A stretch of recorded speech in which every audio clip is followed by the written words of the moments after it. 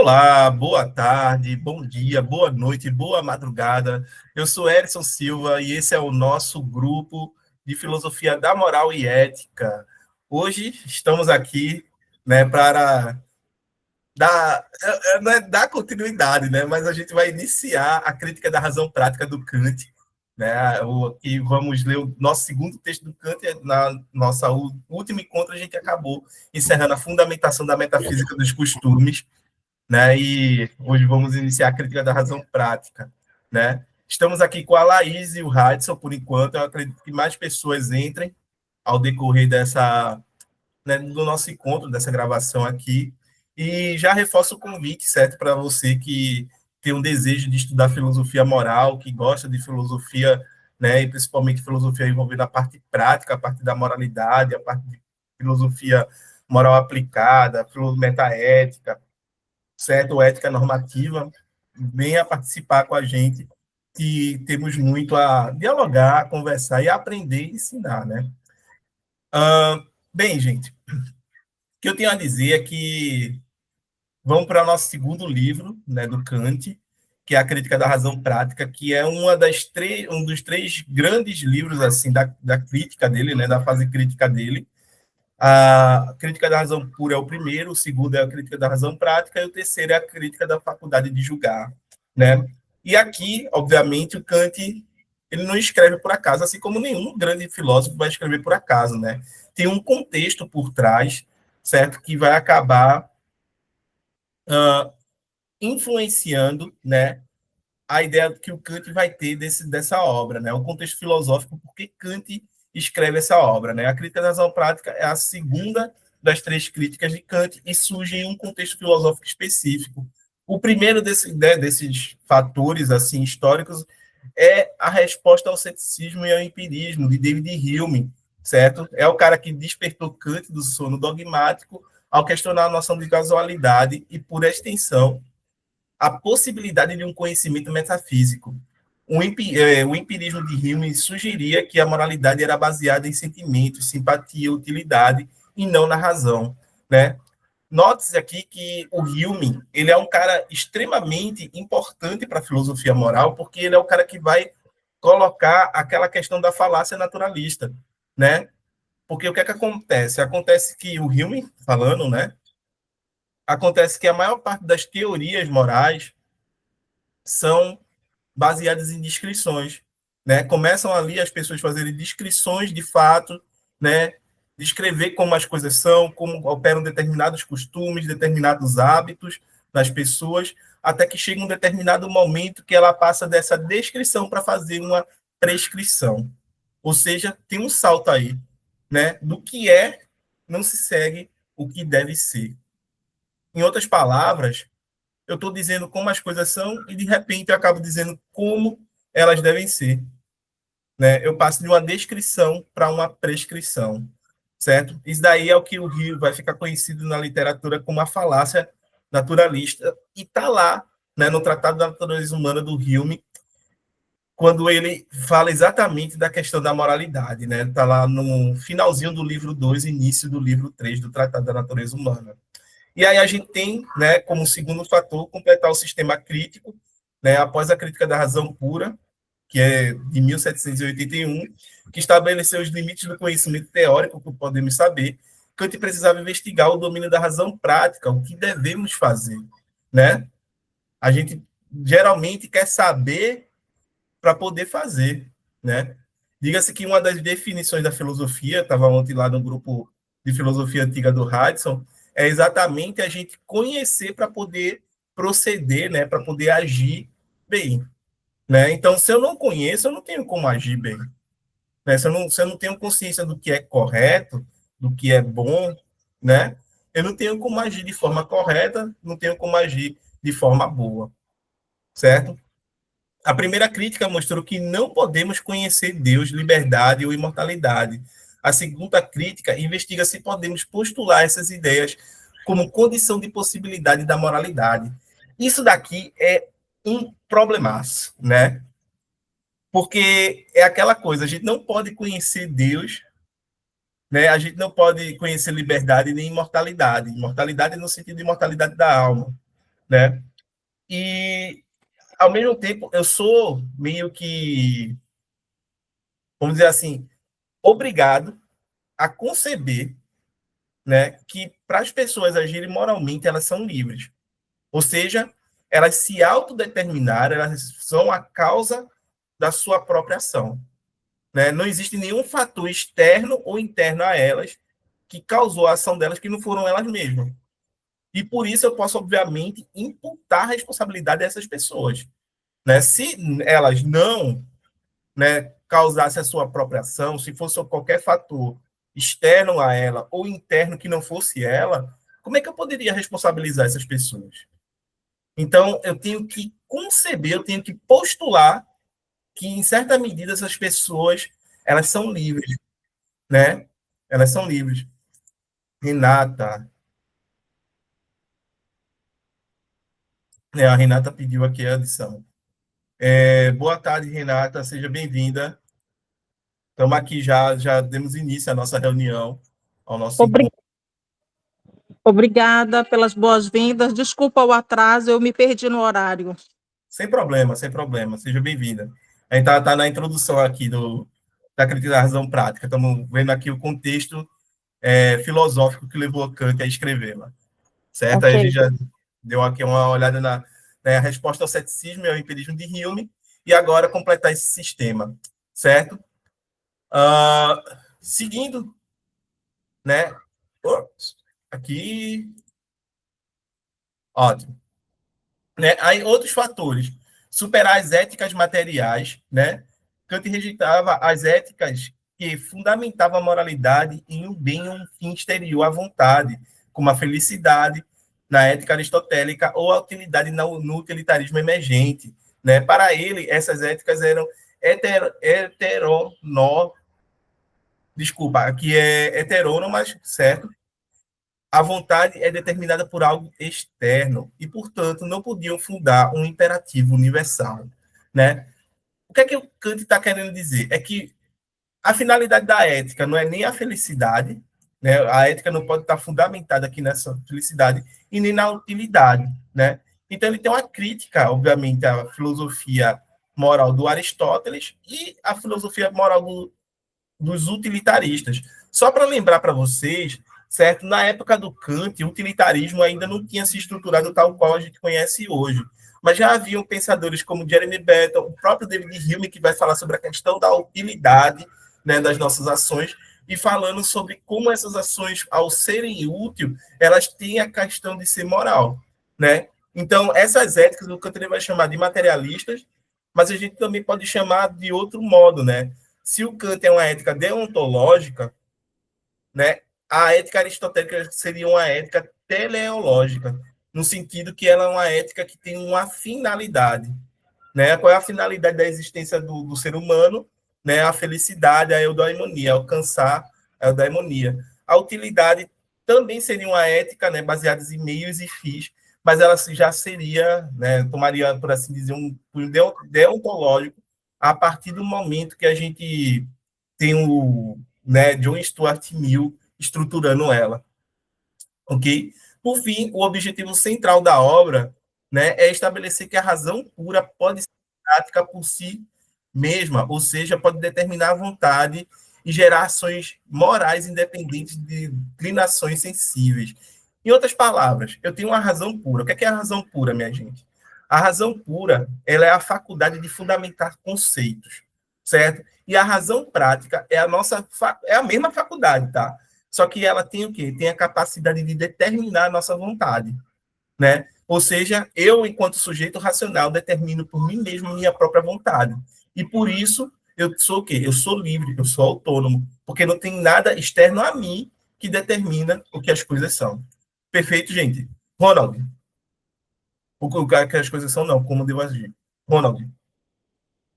Você sabe me responder se esse utilitarismo emergente, ele vem, porque ele já é na época de Kant, é isso?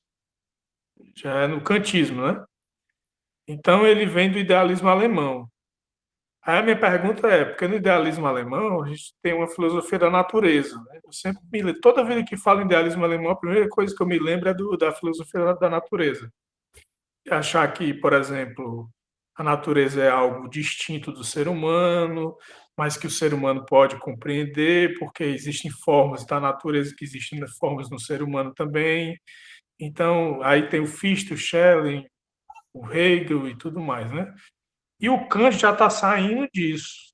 Aí, quando ele fala de emergente, eu queria saber se ele está buscando esse utilitarismo nessa filosofia da natureza ou se em outra instância que ele está pensando. O Kant ele está aqui relacionando, né, filosofia da natureza com filosofia da liberdade, por assim dizer, né? Porque a crítica da razão pura é exatamente pensar, né, quais são as condições de possibilidade da razão conhecer, né, os fenômenos, por assim dizer, que se apresentam a nós naturais, né? Então, por exemplo, será que eu consigo mesmo, né, conhecer aquilo que está posto, ou eu só conheço, né, a representação que eu tenho disso? Então, isso está tudo dentro da crítica da razão pura, né? E por isso que eu não por exemplo, acesso imediato a determinados objetos.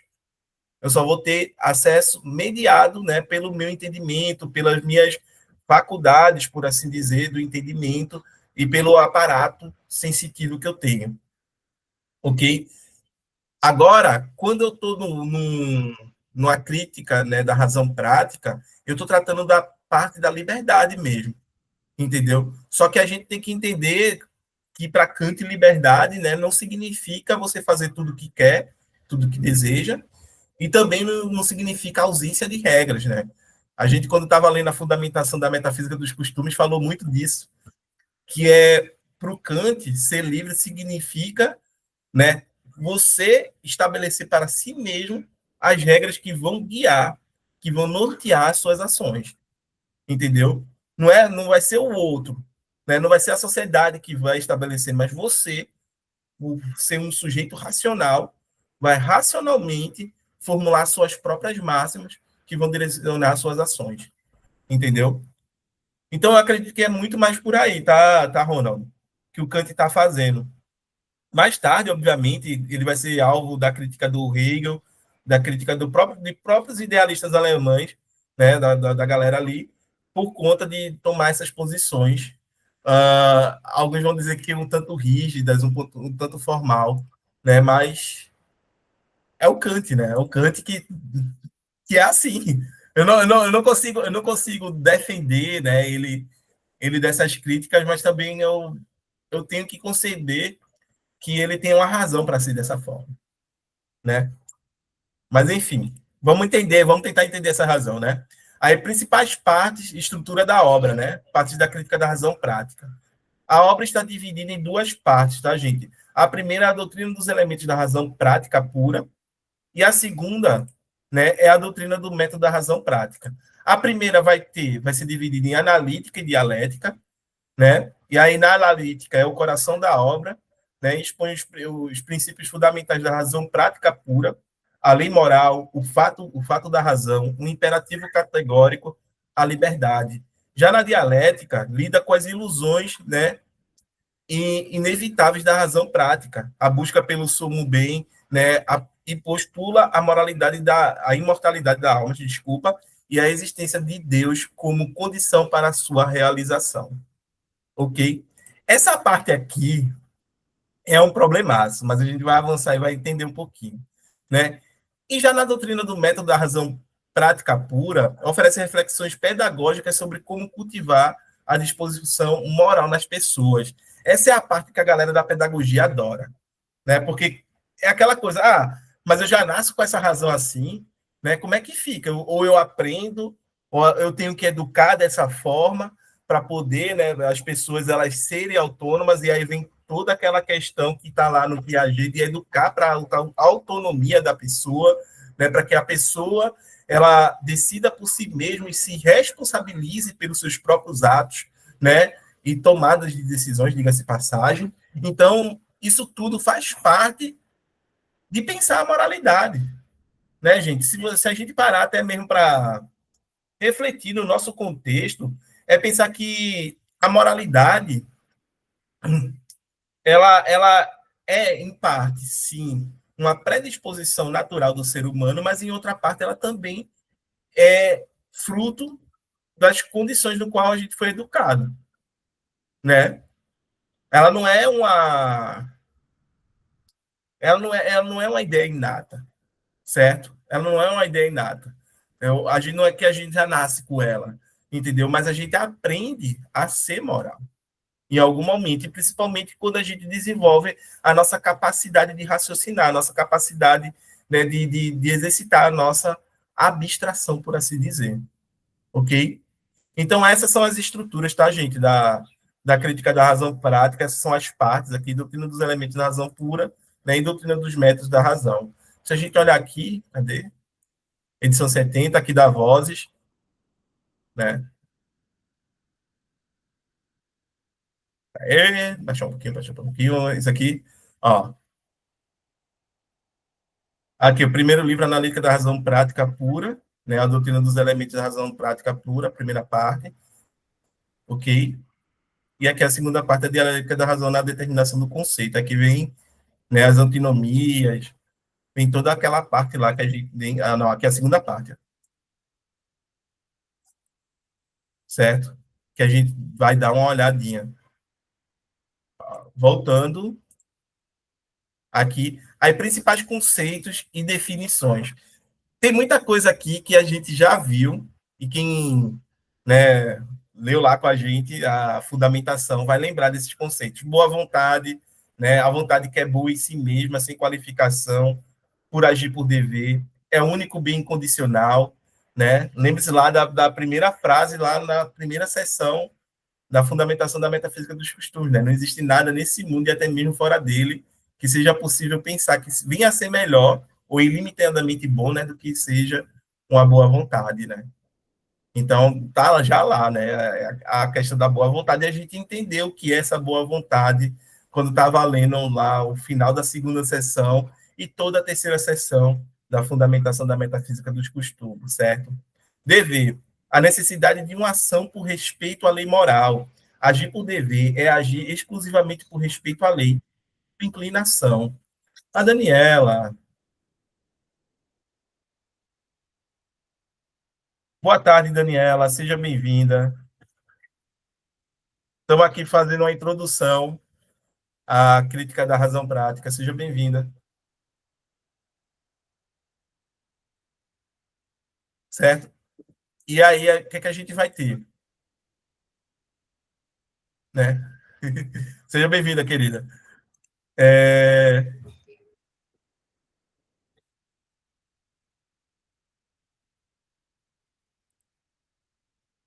a gente vai ter aqui, né, a questão da autonomia da vontade, que é outra noção que já está presente lá, né, a propriedade da vontade ser uma lei para si mesma. A vontade livre é aquela que se autodetermina pela lei moral que ela própria cria pela razão, né? Então, isso daqui é algo bem interessante para a gente, porque é quando a gente para pensar, né, sobre o que significa ser livre mesmo, gente.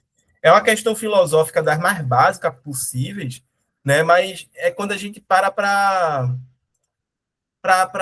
assim, quando eu digo que eu sou livre, certo? Que cada um de nós é livre, eu quero dizer o quê, pelo amor de Deus, né? Eu quero dizer que eu posso fazer o que eu quero, tudo que eu desejo, né? Eu posso fazer, não existem leis, não existem regras que me limitam, né? Significa ser isso. Mas se for isso, você não é diferente do animal de pasto, né, para utilizar um termo lá aristotélico. Né? Você não é diferente do animal bestial. Por quê? Né? Porque você é alguém que age, né, que age sempre que deseja. Você é alguém que não consegue contrariar seus próprios desejos, o que lhe torna alguém que é escravo das suas próprias paixões, das suas próprias emoções, dos seus próprios desejos. Né? Então, o Kant vai dizer que isso daí não é ser livre. Pelo contrário, isso daí é você ser subordinado a uma parte sua, que é extremamente fugaz, efêmera, né? Você deseja algo agora, mas daqui a pouco você já não está desejando, daqui a 15 minutos deixou de desejar. Então, o Kant está fazendo uma crítica voraz a essa noção, certo, gente? Hudson. Rapaz, eu queria usar esses teus argumentos para. lembra que a gente estava conversando exatamente sobre isso ontem, sobre liberdade? Você falou que não existia liberdade antigamente, mas você acabou, pelos seus argumentos, acabou comprovando agora que existia liberdade, porque o Sócrates ele dizia exatamente isso, né? Isso é a nossa conversa de ontem no grupo de filosofia antiga, né? Talvez seja um pouco estranho. Boa tarde, Jefferson. Talvez seja um pouco estranho trazer para cá, né? Nesse contexto do Kant, mas só que a gente conversou sobre isso, né? Que o Sócrates falava exatamente isso, né? De não permitir de não permitir que os seus próprios desejos, né, sufoquem a sua razão, né, e acaba limitando o seu agir né, com moralidade na sociedade, nesse tipo de coisa. Então, embora eles não falassem claramente assim, sobre liberdade, mas existia, de fato, né, essa vontade de ser livre pela razão, né, e não um prisioneiro ali das paixões, dos desejos e tudo mais. Exato, exato. É bom que, né? É porque ali tem outra conotação, mas eu concordo contigo, tá, Radson? Eles falam assim, sobre a questão da liberdade, principalmente no sentido da gente não ser, né, esse ser humano que se deixa determinar por fatores externos, né, que se deixa determinar por fatores que não seriam ele mesmo, entendeu? A noção não seria autonomia aqui, mas seria autodeterminação, como a gente leu ontem. Eu concordo nisso, né? O que eu vejo é que ali, pelo menos, não há a noção de indivíduo, de sujeito, mas ainda assim há uma noção de liberdade, que é bem interessante a gente parar para pensar essa distinção, né? Uma liberdade que não tem um indivíduo relacionado e uma liberdade que aqui está diretamente ligada à noção de sujeito. Aqui eu tenho um sujeito moral, eu tenho um indivíduo, né? Por mais complicado que seja determinar esse indivíduo kantiano, eu tenho um sujeito aqui na moralidade, entendeu? É exatamente esse cara que, né, age por respeito à lei moral, que, né, determina por si mesmo quais são as leis que vão, né, nortear, direcionar a ação dele, entendeu? Edson, Falar. assim, mas assim, você disse que não existia liberdade do indivíduo, não, mas em que sentido, por exemplo? Porque o Sócrates, ele foi prisioneiro, né? Ele teve os seus movimentos, a sua mobilidade, assim, restringida, né, por uma cela, ele não era livre ali, entende? Ali não tinha uma liberdade individual de um cidadão ateniense, né? Nessa questão não havia liberdade. Aí você pode até perguntar, então ele, assim, ele tinha a oportunidade de ser livre, né? De ser isolado, sei lá, como é que se diz quando você condena a pessoa ao exílio, né? Ser exilado, né? Exilado para uma outra cidade. Mas ele não aceitou, né? Só que ali já as motivações dele eram outras, né? Ele preferiu mil vezes O ser, ostracismo, né? O ostracismo, agora eu me lembrei dele. O ser, ostracismo. mil vezes ser preso, né? Do que destruir a estrutura da lei ateniense, que era o que ele acreditava ali, né? Que ia acontecer se caso ele aceitasse a proposta de fuga, né? Do amigo dele, do Criton lá.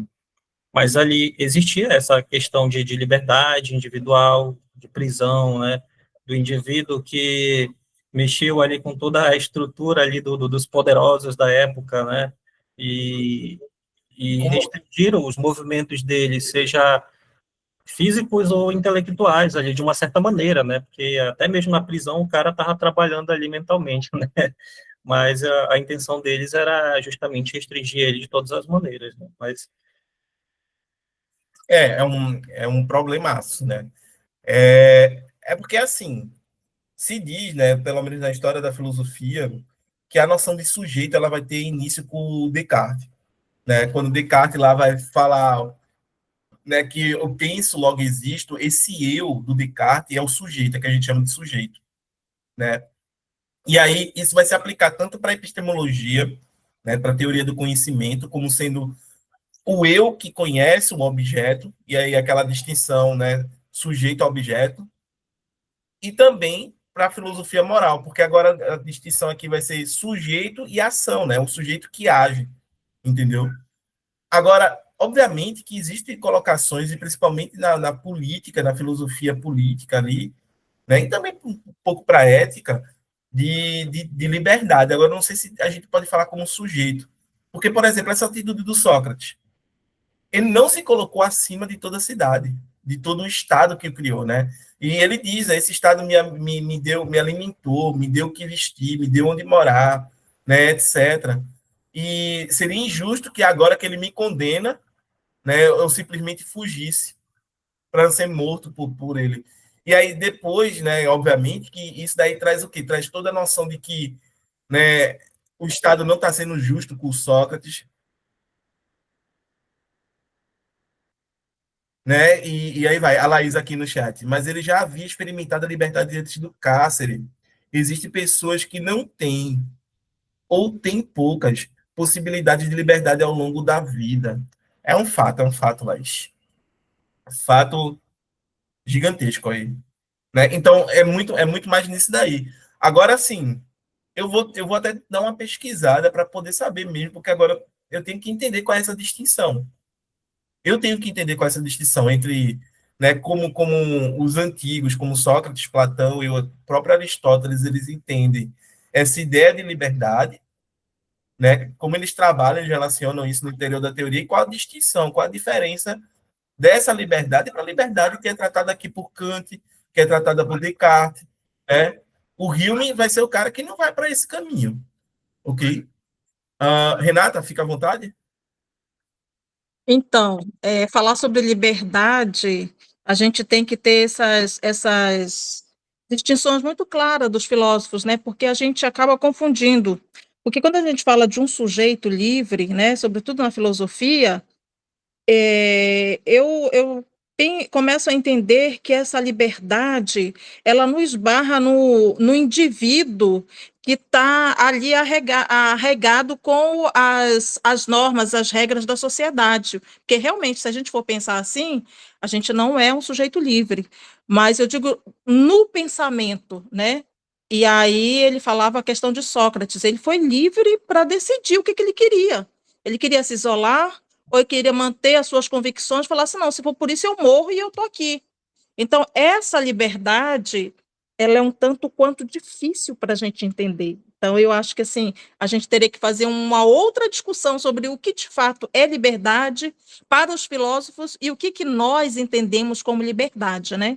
Porque se a gente for falar, nós não somos um sujeito livre, e essa questão da filosofia, ela está fadada ao fracasso, porque o capitalismo está aí, dizendo que nós não somos livres a nenhum momento. Mas na filosofia a gente sabe que o caminho não é esse, né? Não é por aí. É, Então, é muita coisa a ser discutida, o que é liberdade, né? A definir essa liberdade que a gente quer tá falando aqui. Aí você, né, que tá dando o rumo aí, a seta, é que tem que dizer que liberdade é essa que a gente está falando. sim, sim, sim. É porque para o Kant, liberdade é a capacidade de se autodeterminar, de estabelecer para si mesmo as máximas, né, que vão direcionar a sua ação, que vão nortear a sua ação, né, no interior das relações sociais.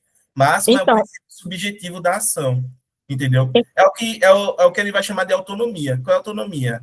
Né, o que é autonomia? É a capacidade, esse auto é por si mesmo, né? Inomia seria a norma. É a capacidade de você colocar para si mesmo as normas, entendeu? Só que, exatamente. E aí cabe as consequências, né? exato, As exato. consequências. E as consequências, muitas das vezes, elas esbarram nas regras, normas da sociedade, se a gente vai cumprir ou não, se a gente vai contra ou não. Mas aí é que tá. O É Kant esse o caminho? não significa que você vai estabelecer essas normas de forma arbitrária, né? Você vai estabelecer essas normas a partir de determinados critérios que são estabelecidos pela própria razão, né? Para o Kant, ele vai trazer a noção de imperativo categórico e de lei moral, exatamente para dizer que, olha, tuas normas só têm valor de moralidade se tiver de acordo com esses imperativos categóricos. Elas só vão Sim, ter valor de moralidade na medida em que elas vão estar de acordo com essa lei moral. Se elas, de alguma forma, divergem ou contrariam, né, esses imperativos e a lei moral, então significa que ela não tem valor de moralidade. Entendeu? Então, o Kant ele não vai, por assim dizer, deixar solto, né? Dizer, você pode estabelecer qualquer norma, qualquer regra para si mesmo, entendeu? E achar que está tudo bem. Não. Né? Ele vai dizer, olha, vamos colocar um pouco de racionalidade aqui na coisa, entendeu? E aí é quando ele vai inserir a noção de imperativos categóricos, vai, né, dizer que a máxima é o princípio subjetivo da ação, e o imperativo é o princípio objetivo da nossa ação. E aí eu tenho que sempre testar a minha máxima, que é algo particular, com algo que é objetivo, que não é particular, por assim dizer. Perfeito, Renata? Ronald? Eu vou no mesmo questionamento da colega aí. É, o que seria esse ser livre, né? Porque você diz assim, no Kant, ser livre é aquele que se autodetermina. Mas o ser, antes da liberdade, ele é indeterminado. Ele pode ser qualquer coisa, né? Por isso que ele é ser. Quando você diz que ele é ser livre, aí você já determinou. E o mais complicado, você autodeterminou, você está determinando a si mesmo que você é livre.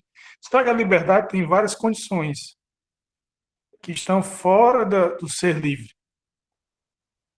Entende? Então, você tem o ser livre e você tem as condições que possibilitam esse ser livre. Então, são esses dois lados. E com relação a... Oi, só um momento.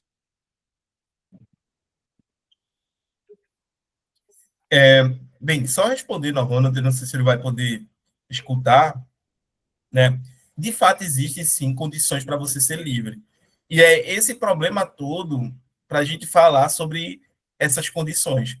Para o Kant, eu não posso demonstrar liberdade. Eu não posso demonstrar, como eu demonstro, por exemplo, determinadas fórmulas, determinados argumentos, certo? Eu não vou dizer axiomas, mas determinadas noções, certo? Determinados conceitos, eu não posso demonstrar liberdade. Né? Por isso que ele vai dizer, eu tenho que postular que a gente é livre. Eu por isso preciso que eu postular, entendeu? Eu preciso supor que a gente é livre, já que eu não posso demonstrar. Senão, eu não posso, né, atribuir responsabilidade às pessoas, porque elas foram livres para determinar suas ações, escolher os seus atos, escolher as regras que, né, os levaram, os princípios que o levaram a agir daquela forma. Renata? Então, é por isso que eu falei que a questão da liberdade ela é muito ampla, mas a gente tem que focar na linha do Kant, senão Isso, isso. senão a gente vai se perder no caminho. Isso.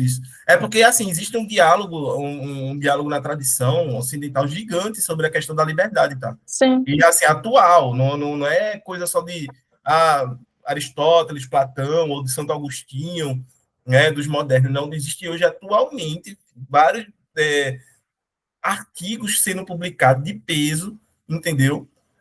Sobre a questão da liberdade. O Guilherme não está aqui, mas ele fala que, né, ele argumenta muito bem, diga-se de passagem, sobre uma determinada noção que diz que a gente, que é baseada obviamente na ciência, né, que diz que a gente, antes de tomar determinadas ações, a gente já, 4 segundos antes, já está lá no nosso cérebro, já está pré-definido o que a gente vai fazer. Entendeu? Então, antes de eu agir, já foi decidido. Ou antes de eu decidir, já decidiu. Entendeu? E aí, nisso daí, ele vai, obviamente, em direção a um determinismo voraz, que leva a gente quase a noção de que a gente não decide as nossas ações, a gente não decide os nossos atos. Tem alguma coisa que já decide antes mesmo de mim o que eu vou fazer. Né? Uhum. E aí, o que a gente tem com essa sensação de liberdade, de que está tendo o poder de escolha, na verdade, é uma falsa sensação. É um falso poder de escolha. Né? Mas, óbvio, isso é só uma corrente. Existem diversas outras correntes sobre essa questão. Tá, gente? E assim, é polêmica mesmo, é polêmica. Eu não sei se o Ronald já voltou. O Ronald já voltou? Já estou aqui, estava lendo os comentários aqui. Tem os comentários do Jefferson e da Laís. Pode falar, Ronald. Se tu terminou. Não, só para concretizar, eu acho que vai responder principalmente o que a Laís colocou aí, que é a questão dos axiomas, né, que eu já dei uma estudada mais, talvez ajude. Axioma é aquilo que não pode ser questionado na matemática, por exemplo. É um princípio do qual você parte e se você violar esse princípio, todo o resto está errado. Então tem os axiomas de Euclides, né, os axiomas de fulano, de cicrano. É basicamente isso. Agora, no Kant, eu não sei dizer exatamente o que é. Na verdade, ele fala de postulado, né? Ele não fala que a liberdade é um axioma. É como um axioma, né? Aí o difícil é a parte do todavia sem discussão, né? A gente aceitar, supor, né, que a gente realmente é livre e sem discussão, que ele tem força de axioma, apesar de não ser axioma. É do Euclides mesmo, a gente deveria voltar talvez lá para ver. Eu tô pirando nessa ideia, tipo assim, de descobrir o que é esse postulado, porque são coisas grandes, né? Deus, a liberdade, a alma, vai tudo postulando. E Exato. aceite, né? É complicado, entendeu? Ele está pedindo para a gente aceitar noções que são muito caras, muito pesadas, entendeu? Assim, para ser aceitado do ponto de vista conceitual teórico, né? Mas, assim, a gente tem que também conceder ao autor. Se ele escreveu um livro sobre isso, significa que na conclusão do livro vai estar tudo justificado porque ele está pedindo para a gente conceder a ele essa postulação, por assim dizer, né? Esses postulados, né? Ronald e aí depois Radisson e Jefferson. Temos 3 aqui para falar. Certo, só pegando o que a Laís falou, pegando o gancho do que ela falou. Imagine que você tem um conceito, que eu estudo psicanálise também, vou misturar um pouquinho aqui, desculpa aí se vai bagunçar. Mas na psicanálise você tem o aparelho excitatório, certo? Que também na psiquiatria vê, na neurologia vê e etc. Você tem esse aparelho excitatório. Se você, por exemplo, faz um exercício físico, esse aparelho excitatório vai ajudar na respiração, vai ajudar em todos as áreas do corpo humano, né? Agora, considerando que eu não exercito, eu não faço nenhum exercício físico, considerando que eu vivo em repouso, vivo mais, seja obeso ou alguma coisa desse tipo, então eu vou ter um sobrepeso, vou ter uma tendência a ter um sobrepeso. Um axioma, por exemplo, é que se eu não exercitar, logo eu não vou exercer nenhum tipo de excitação no cérebro humano. Outro axioma que eu poderia dizer, né? Veja que aparece sempre o se. Os axiomas, quando você vai formular, sempre se coloca se isso acontece, então acontece tal coisa. Tem outras formas de axioma que a gente poderia juntos aqui pensar, né? Para falar dessa questão da liberdade. Eu só usei esse exemplo para ficar mais didático, esse exemplo da psicanálise. Mas a maioria dos axiomas são assim, né? Se eu fizer tal coisa, eu serei livre. Então, por isso, né? Por que eu serei livre? Entendeu a comparação? Não sei se eu forcei demais a barra. Mais ou menos, mas não é que forçou a barra, Ronald. É que é difícil a gente provar a liberdade, entende? É o ponto que a gente vai ficar nessa. O Kant ele é o cara que talvez ele queira fugir dessa discussão. Ele é o cara que diz, olha, eu não estou aqui para provar para ninguém que a gente é livre. Eu só estou aqui para, né, postular o que né, aconteceria se a gente fosse livre. Né? Se eu pressupondo que eu sou livre, então a moralidade vai ser dessa e dessa forma. A experiência moral, o fenômeno da moralidade vai se dar dessa e dessa forma. É isso que ele está colocando, entendeu? Se eu for livre, então, né, se o ser humano é livre, então a experiência, o fenômeno da moralidade se dá desse modo. Perfeito?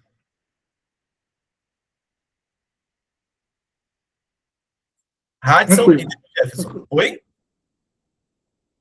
Tranquilo. Tranquilo? Hudson e depois Jefferson. Eu estava tentando entender que o colega quer dizer. Ele disse que o ser humano ele é livre, né, para o Kant, porque o Kant afirma que ser livre é quando você é autodeterminado, não é isso? Só que como é que você pode ser autodeterminado se o próprio ser humano é indeterminado? Essa questão que ele colocou, né? Mas só que eu estava tentando entender justamente isso, indeterminado, mas em que sentido?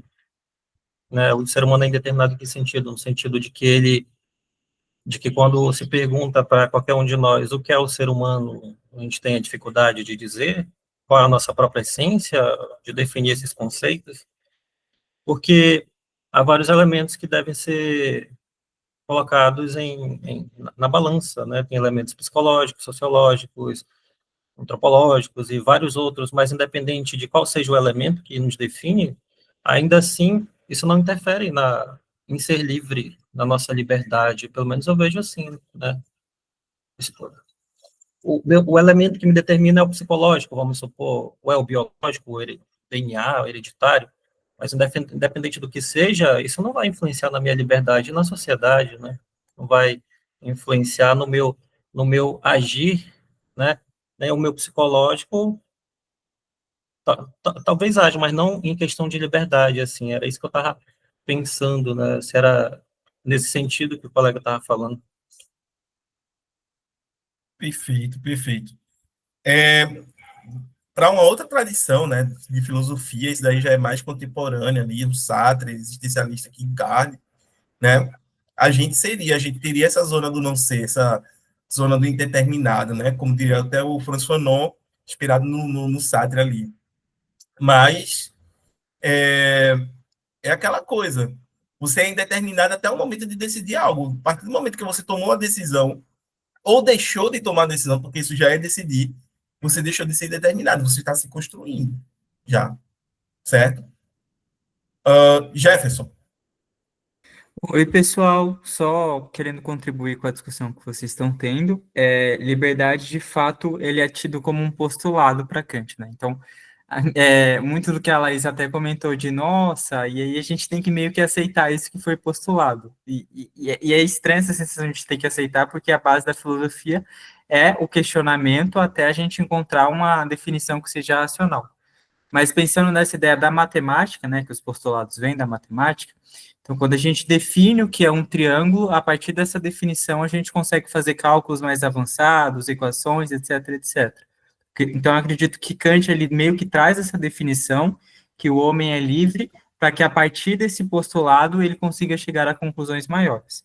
Mas de fato essa liberdade, seja o que é ela, isso pode variar na perspectiva antropológica que a gente vem a ter, ou existencialista, e por isso que muitas das vezes toda essa construção ética de Kant muitas vezes pode ser questionado se esse pilar da liberdade não existisse de fato, né?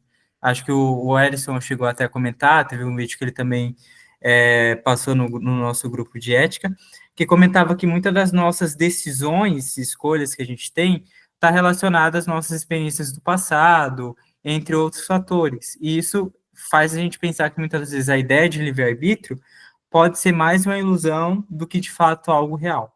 Mas enfim, de qualquer forma, quando a gente analisa Kant e a sua visão de ética, a liberdade acaba sendo como um postulado, porque não tem como você tratar uma ação como moral ou imoral se a pessoa não pôde escolher ter feito ela.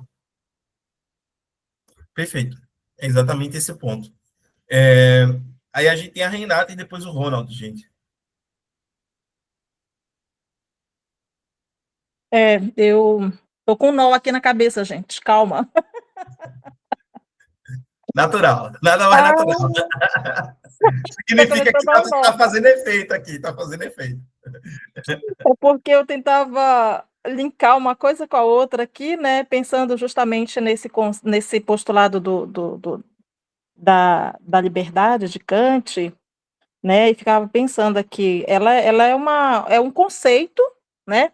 Que vai reger o ser humano. Só que ele coloca como universal, né? E aí é isso que o caro colega acabou de colocar. Isso vai depender de cada um. esse universal acaba não sendo universal. Ou seja, ele é universal para a pessoa, que tem como conceito que vai dizer o que é certo, o que é errado, o que é bom, o que é ruim para a vida dela. E aí entra a questão mesmo também do psicológico, né?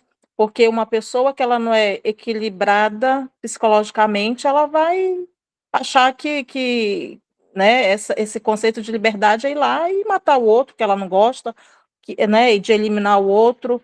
Então, assim, tá dando um nó aqui na minha cabeça, gente. Só um desabafo. Vamos para frente. Relaxa que com o passar do tempo a gente vai desatando os nós. É natural, né, quando a gente está estudando filosofia, ter essas inquietações, tá? É muito natural. E, assim, a gente está tendo inquietação porque a gente está se esforçando para entender. O que é que o autor está querendo dizer?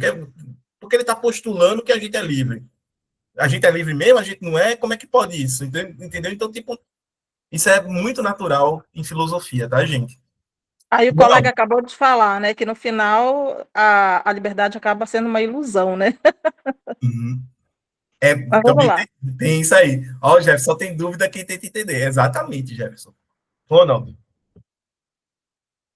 Só para tentar responder, dá para escutar, né? Dá.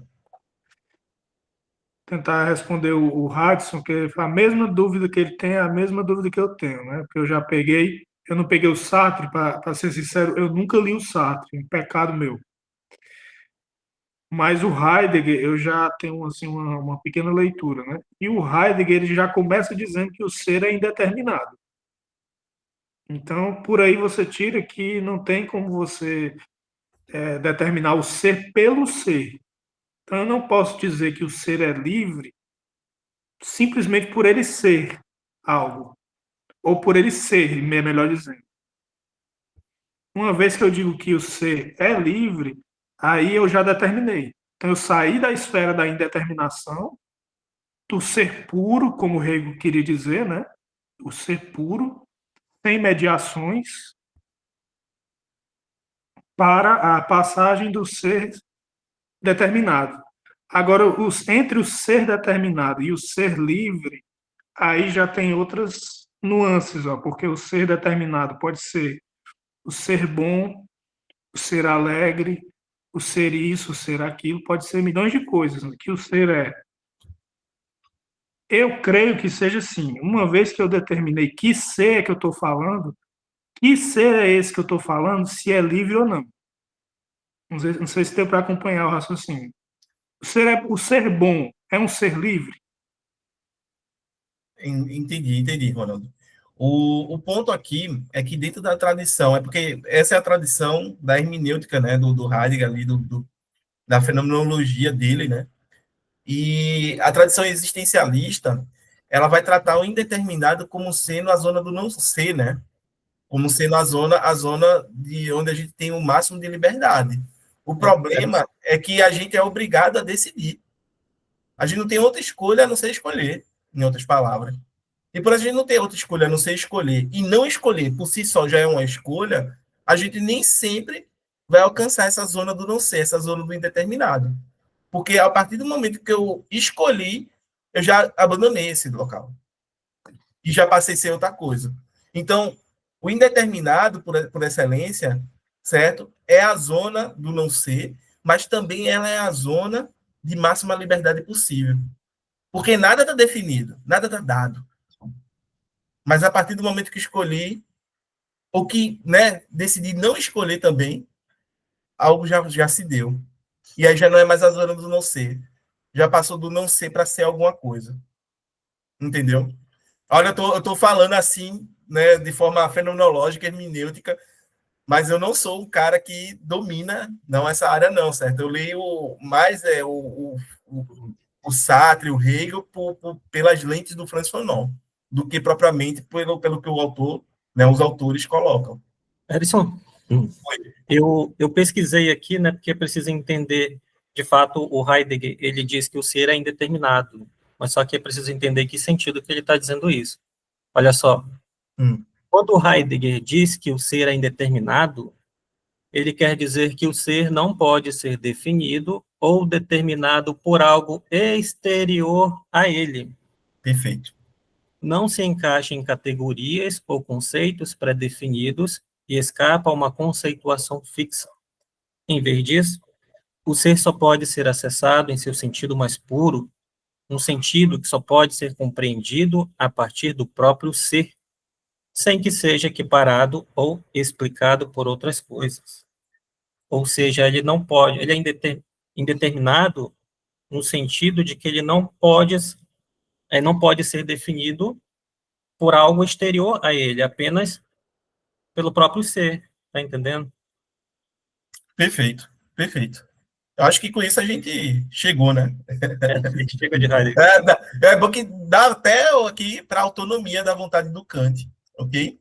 Aí, obviamente, é outra coisa que acontece no Kant, gente, só voltando aqui, é que ele trabalha também com pares conceituais, tá? Quando ele define uma coisa, o oposto daquela coisa também vai ser definido, né? Então, ele definiu aqui a autonomia da vontade e logo após ele vai falar na heteronomia da vontade, que é o oposto da autonomia. Ocorre quando a vontade é determinada por algo externo, como inclinações, desejos ou leis sociais. Ou seja, né, não é que Kant está dizendo, olha, viole as leis, né, sociais. Não é que o Kant está dizendo, né, que a gente tem que ir contra o que está posto. Mas ele está dizendo que, olha, você pode até aceitar as leis, desde que ela tenha um mínimo de fundamento racional para isso. Se ela não tiver de acordo, né, com esse mínimo de racionalidade, você talvez tenha que praticar a desobediência civil, que é um conceito caro, muito caro, mas está ali em Locke, está ali em vários autores, mas isso daí já é questão de filosofia política, não de filosofia moral, tá, gente? E isso aqui é bom para a gente pensar também, que é exatamente que o que vai determinar, né, aqui a ação, a norma que vai dirigir a nossa ação, que vai determinar a nossa vontade, é algo diferente do que eu sou. Né? Lembre-se sempre que esse prefixo hétero significa diferente, e nomia norma. Então, a norma vai ser determinada por algo que é externo a mim, algo que, como minhas inclinações, meus desejos ou leis sociais, certo? Então, foi algo que eu não escolhi, é algo que está sendo imposto para mim, certo? De fora, né, para dentro. Ok, gente?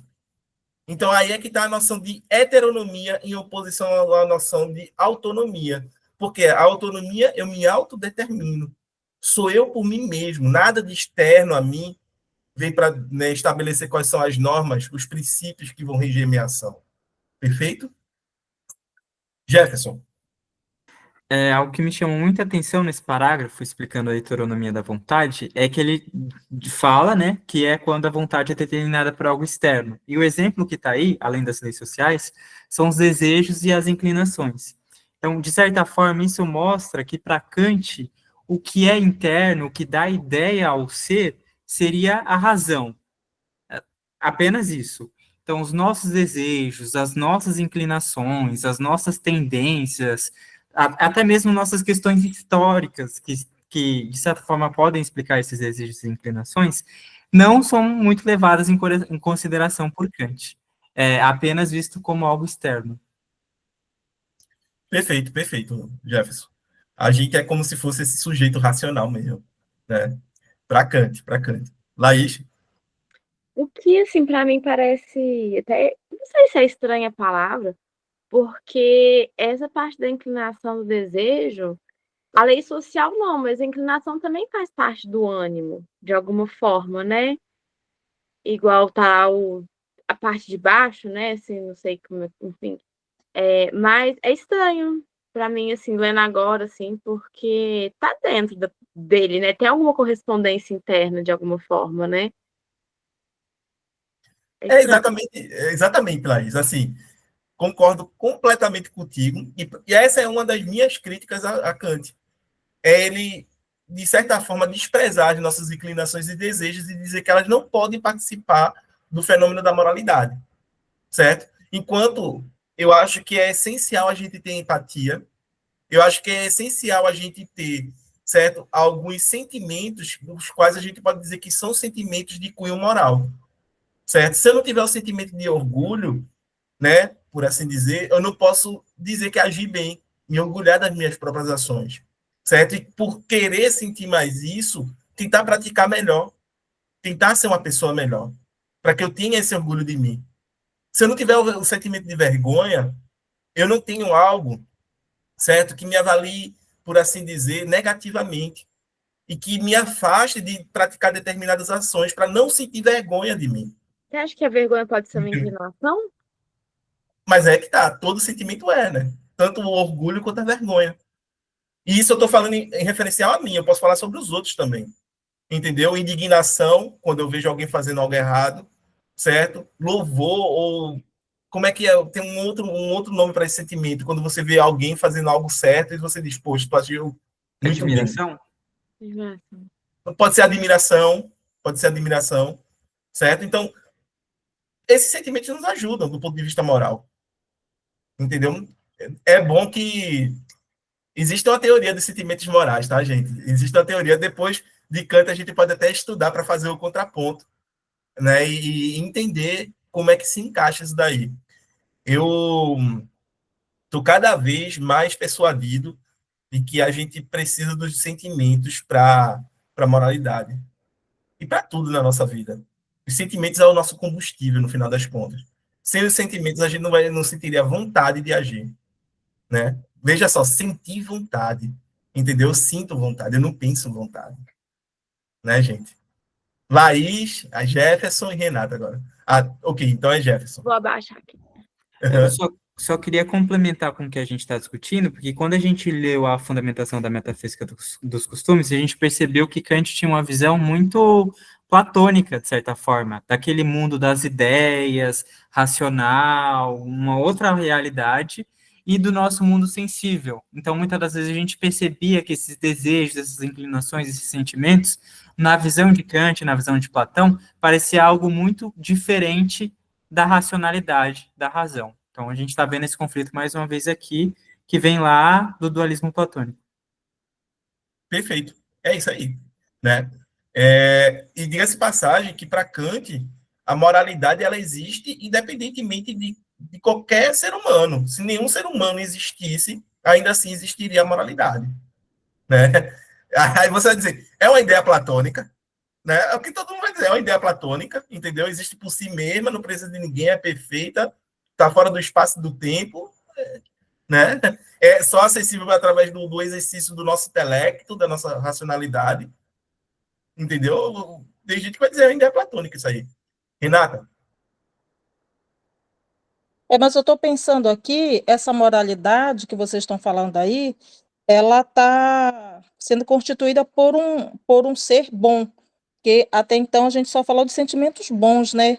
Mas aí quando vem a soberba, como é que fica essa questão da moralidade, né? Questão Perfeito. para você. Não, perfeito, perfeito, porque assim, quando a gente vai falar dos sentimentos morais, a gente pode falar que existem sentimentos que a gente pode qualificar como morais e sentimentos que são imorais ou que são nocivos, entendeu? O Nietzsche, né, quando ele está ali, tanto no Para Além do Bem e do Mal, né, quanto em outras obras, como Humano Demasiado Humano, ele vai falar da nossa capacidade de poder transformar o sentimento, né, que o sentimento vem e a gente pode transformar esse sentimento em potência de agir, e aí vem a questão da vontade de potência dele, mas também vem a questão que a gente pode transformar esse sentimento em um outro sentimento maior, na medida que a gente trabalha ele. E aí vem a questão da transvalorização de todos os valores, toda aquela questão lá que o Nietzsche vai trabalhando, né? E que a Scarlett não me veja falando do Nietzsche. A Scarlett mata, acredito que ela não me verá falando do Nietzsche, pelo amor de Deus. Né? E aí é que tá. A gente tem que pensar que os nossos sentimentos, né? Porque parece que, de fato, é como se fosse algo separado de nós, o qual a gente não tem controle nenhum sobre eles. Entendeu? No qual a gente não teria o mínimo de propriedade para operar sobre eles uma transformação.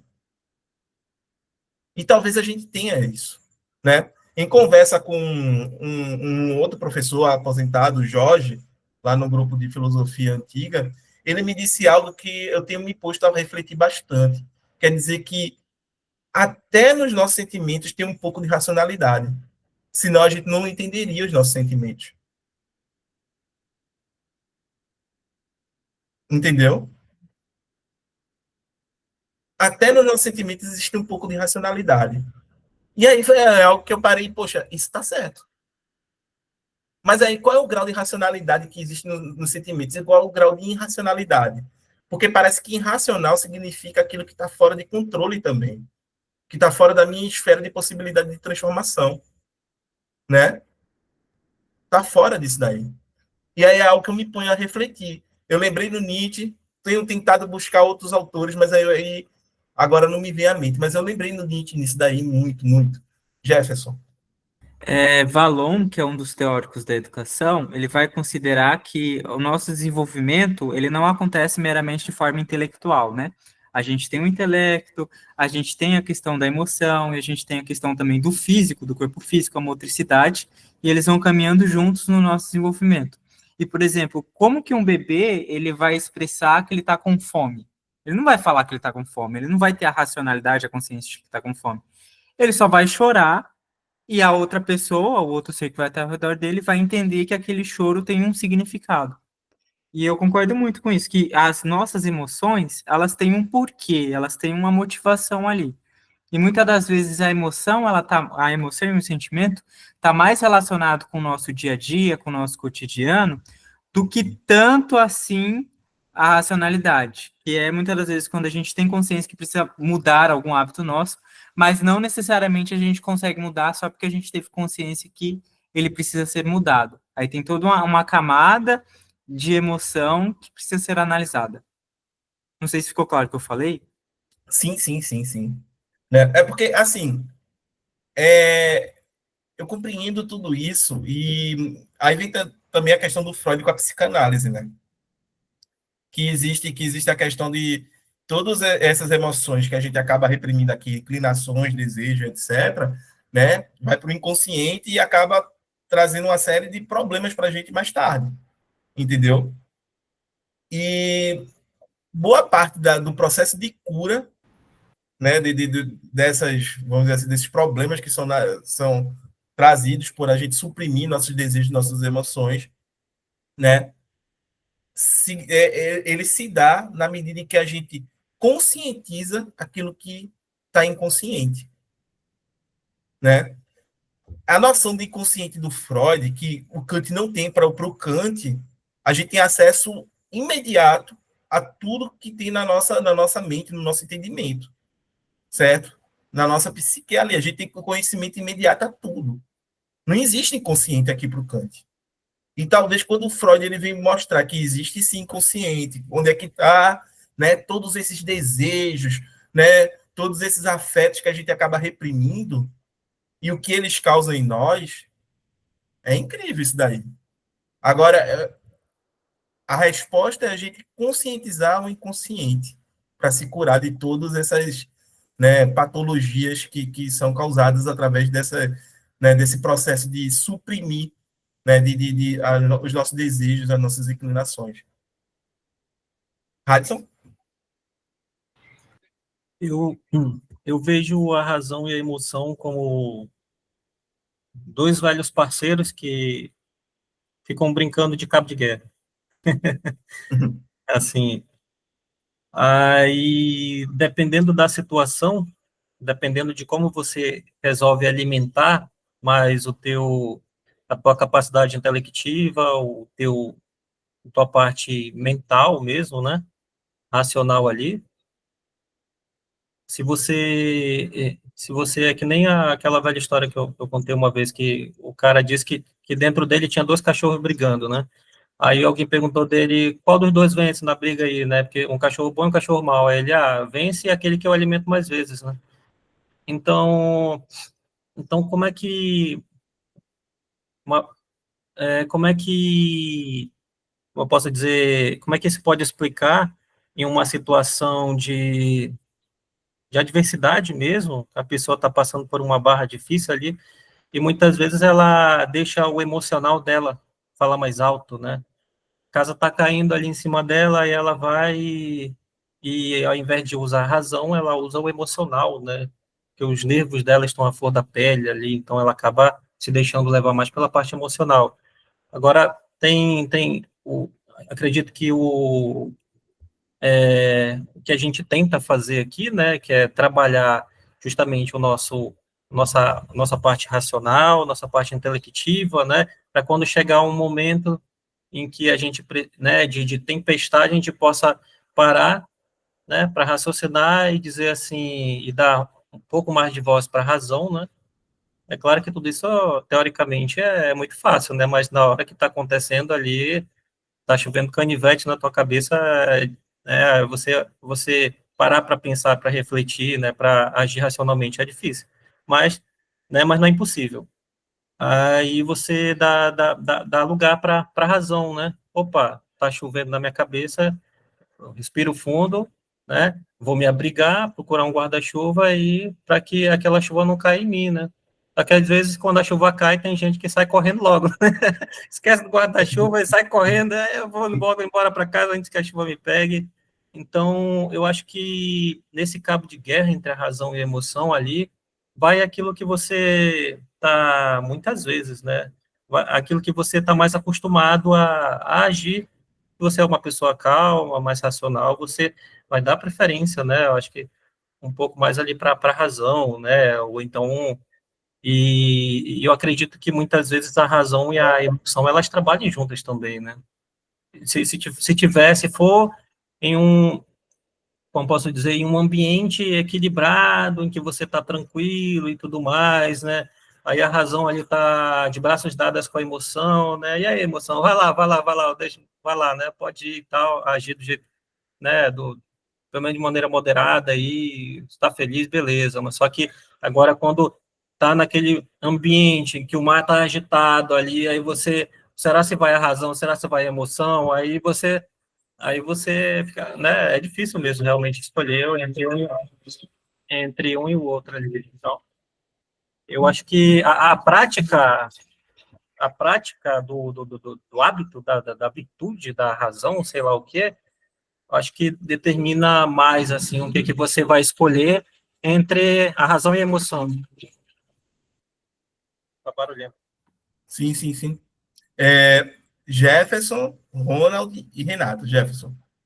Eu queria comentar algo que você falou, Eros, que é de muito interesse meu, relacionado à psicanálise, Freud, toda a questão da repressão, entender a repressão como um processo interno da pessoa, né? Então, existem coisas que a gente viveu e a gente reprime para conseguir sobreviver. Não necessariamente algo que foi imposto ao outro, é algo que nós mesmos fazemos conosco, essa repressão, ou também que Freud chamava de recalque.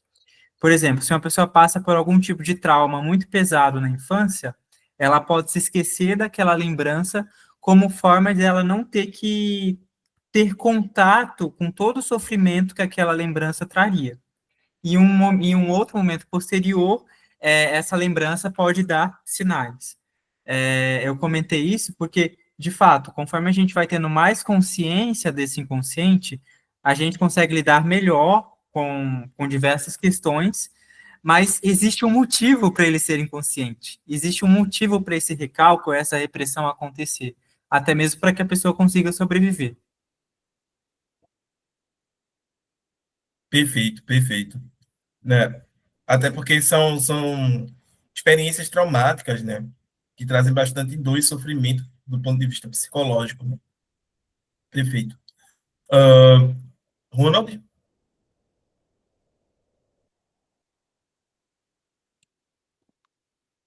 Aí. Eu ia tentar retornar de novo lá a questão do axioma, porque me veio à mente que eu estava recentemente estudando um pouco de matemática e veio a questão do que é um problema, do que é uma definição, sabe aquelas coisas bem básicas de matemática que a gente às vezes passa por cima, que quer fazer só o cálculo e passar de ano. Mas assim, o que seria um problema, por exemplo, matemático? O que seria uma definição de um problema? Porque para você chegar no axioma, você já tem que ter o problema, tem que ter um dilema, alguma coisa que, no nosso caso aqui, é falar sobre o que é o ser livre, né? Já é um dilema, porque você encontra uma contradição dentro dele. E aí eu não sei como é que sairia uma definição desse dilema para a gente ir montando tipo um esqueminha, né? Fazendo bem o que o Kant faz mesmo. Tem? Entendi.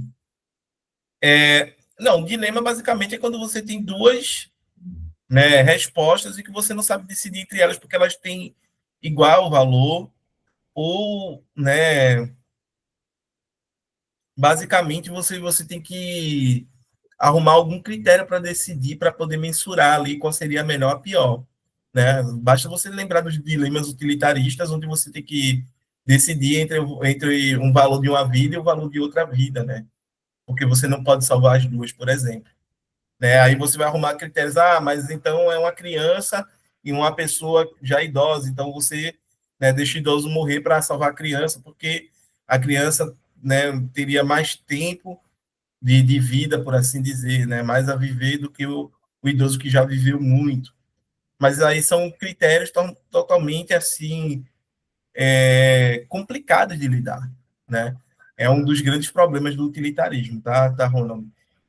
Que outra coisa, né? A gente está falando de ética, de moralidade, mas nem sempre a gente está em situações de limite, né? O utilitarismo ele trata muito de situações de limites onde eu tenho que tomar esse tipo de decisão. E se a gente parar para pensar, a vida corriqueira da maior parte das pessoas, elas não tem que tomar esse tipo de decisão nas vidas dela, né? Eu espero que ninguém nunca tenha que tomar isso, mas se tiver, que tenha pelo menos algum critério minimamente decente, né? Para poder nortear essas decisões, ok? E aí é nesse sentido que é um dilema moral, tá? Não sei se te respondi, se sim, a Laís pode falar. Eu te respondi, Ronaldo? Sim, tranquilo. Perfeito. Laís? Então, sobre essa questão, talvez, gente, eu vou me arriscar a falar da crítica da razão pura, mas fica até sem ar, né? Mas, assim, ele entende, né, que a liberdade é um objeto que você não pode ter um conhecimento teórico, né? Então, por isso que ela, assim, tem essa questão de definição. Ele entende que a única coisa que pode ser definida, está na lógica, são os objetos da matemática, que eles realmente podem ser demonstrados, né, expostos, tem essa questão que a definição seria essa forma mais perfeita, que tem a congruência entre o conceito, né, e a intuição ali. E aí tem a questão da exposição, por exemplo, ele tem a exposição do tempo e do espaço, porque são conceitos que eles não conseguem ser definidos totalmente, mas aí você tem uma definição menos perfeita, que é a exposição, e depois tem outros tipos de definição, né? E aí, o que é a ideia? Que não dá para definir liberdade. Assim, ele vai então, nesse sentido assim que da matemática, né, que ele, por isso que ele coloca um postulado, né, que você toma, eu acho que seria isso, assim, talvez vamos abandonar essa questão da liberdade, mas ele mesmo não considera que seja possível definir enquanto um conhecimento teórico, assim, um conhecimento prático. Então, é isso assim que eu entendo, que eu estava tentando falar sobre, que aí é interessante pensar, né, qual tipo que ele fala que a gente pode ter conhecimento por pensar os conceitos, né, operar com conceitos é pensar, então a gente pode pensar sobre ela e isso gera conhecimento, mas não é um conhecimento que possa ser encontrado, né, que tenha uma prova ali que realmente possa ser definido, demonstrado, universal, de forma necessária, que ele tem todas essas definições. Então, talvez pensar que tipo de conhecimento que a gente pode ter da moralidade, né? Que nível de... Não sei se eu me perdi, mas seria isso. É uma coisa que realmente não dá para ser definida. Pelo É que isso. do Kant, não dá para ser definido. É isso. A gente não pode conceituar, né? A gente não pode definir, né? Mas a gente pode especular sobre, entendeu? A gente pode refletir sobre. E é exatamente esse tipo de exercício que o Kant está fazendo aqui, né? Ainda bem como tu colocou isso daí, né? A gente tem como nosso próximo ponto a liberdade como ideia transcendental, né? E para Kant, a liberdade não é um conceito empírico, mas a pedra angular, desculpa, de toda a razão prática. É a capacidade de iniciar uma série de eventos espontaneamente, independente de determinações naturais. A lei moral é o ratio cognoscente, né, a base do conhecimento, da liberdade. A liberdade é o ratio essente, né, a condição de existência da lei moral. Ou seja, sem liberdade a gente não pode falar sobre a lei moral. Entendeu? É só porque a gente é livre que a gente pode falar sobre a lei moral, por assim dizer.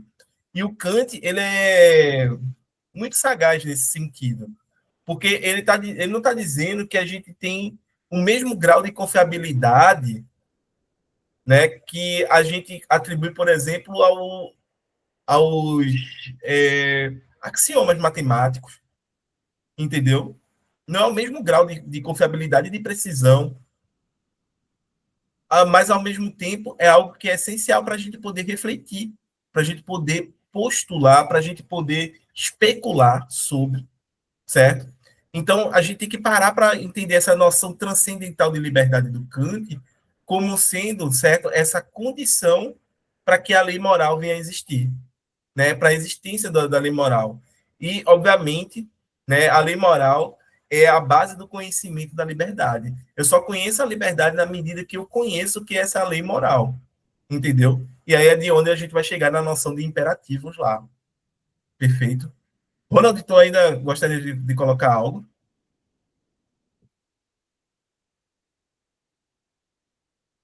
Não, acho que não. Não. Perfeito, perfeito. Aí a gente tem aqui, né, o fato da razão. Diga-se de passagem que tem um artigo do Loparic, né, com esse título, lá na revista Analítica, bem conhecido, bem famoso. Recomendo para os kantianos aí, para a galera que gosta, né? E aí, o que é esse fato da razão que está aqui em alemão e eu não vou me atrever a ler? Laís, como é que está teu alemão? Tu consegue ler isso aí pra gente? Factum der Verkunft? Olha aí. Você também dá conta. Você para de se fazer, você também dá conta. Rapaz, eu sabia alemão e não sabia também. Eu não sabia que eu sabia. Ó, eu tenho Gente, para mim né? está em latim, não em alemão. Ah, isso é Ih, latim. o negócio ficou feio. Isso é latim, não, porque quando eu vi esse conectivo dele, isso é do alemão, né? Puxa É vida. alemão. É alemão ou latim? É alemão, porque esse Alemão, conectivo é tá. alemão, gente. Tá bom, desculpa. Mas os outros. Isso aqui é Volta um alemão, minha gente. pouquinho, Edson, a outra slide. Oi? O outro slide tem em latim, que ele também. Aqui é latim, né? aqui é latim. Ali é latim, então ele usa os dois. Uhum. O rádio cognoscente e o... Eita, passei demais aqui. E o rádio essente. Esse aqui é latim, agora aqui é alemão mesmo. Entendeu? Porque esse conectivo é alemão, tá, gente? E eu só tenho um semestre de alemão, há muito tempo atrás. Foi quase na pré-história, entendeu? Então, não é para levar em consideração, não, o que eu tenho de alemão, não. Né? A consciência da lei, né, moral, é um fato inquestionável e indemonstrável da razão. Esse é o problema, porque eu não posso questionar e eu não posso demonstrar também, né? Aí não aderivamos da experiência, nós a constatamos como uma realidade de nossa razão prática, né? É uma constatação. Toda vez quando a gente não constata, ou melhor, toda vez quando a gente constata algo, mas não é capaz de demonstrar esse algo, né? A gente diz que é uma intuição em filosofia, tá, gente? Uma intuição é algo que eu apreendo e eu não consigo demonstrar, certo? Toda vez por exemplo, eu falo das cores, é uma intuição sensível, é uma intuição empírica, porque eu não consigo demonstrar às pessoas o que é o branco. Eu tenho que chegar aqui e apontar, ó, isso aqui é o branco, tá vendo? Então, isso aqui é o branco. Mas se ela me der um papel e dizer, ok, descreve, eu vou ter uma dificuldade gigantesca de demonstrar, né, de argumentar, explicar ali, definir o que é branco, certo? Então, da mesma forma, o Kant ele está falando aqui que o fato da razão ele é indemonstrável, certo? E que não é derivado da experiência, mas ele é constatado, né, como uma realidade da nossa razão prática, ok? Ronald?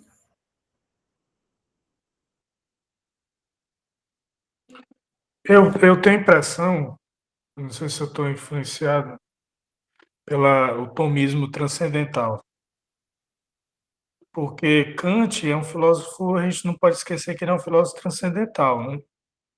Apesar dele estar pensando numa limitação para a transcendência, mas ele não deixa de ser um filósofo transcendental. E quando o tomismo, eu estou lendo um pouco também de São Tomás de Aquino e outros da mesma levada que ele, né?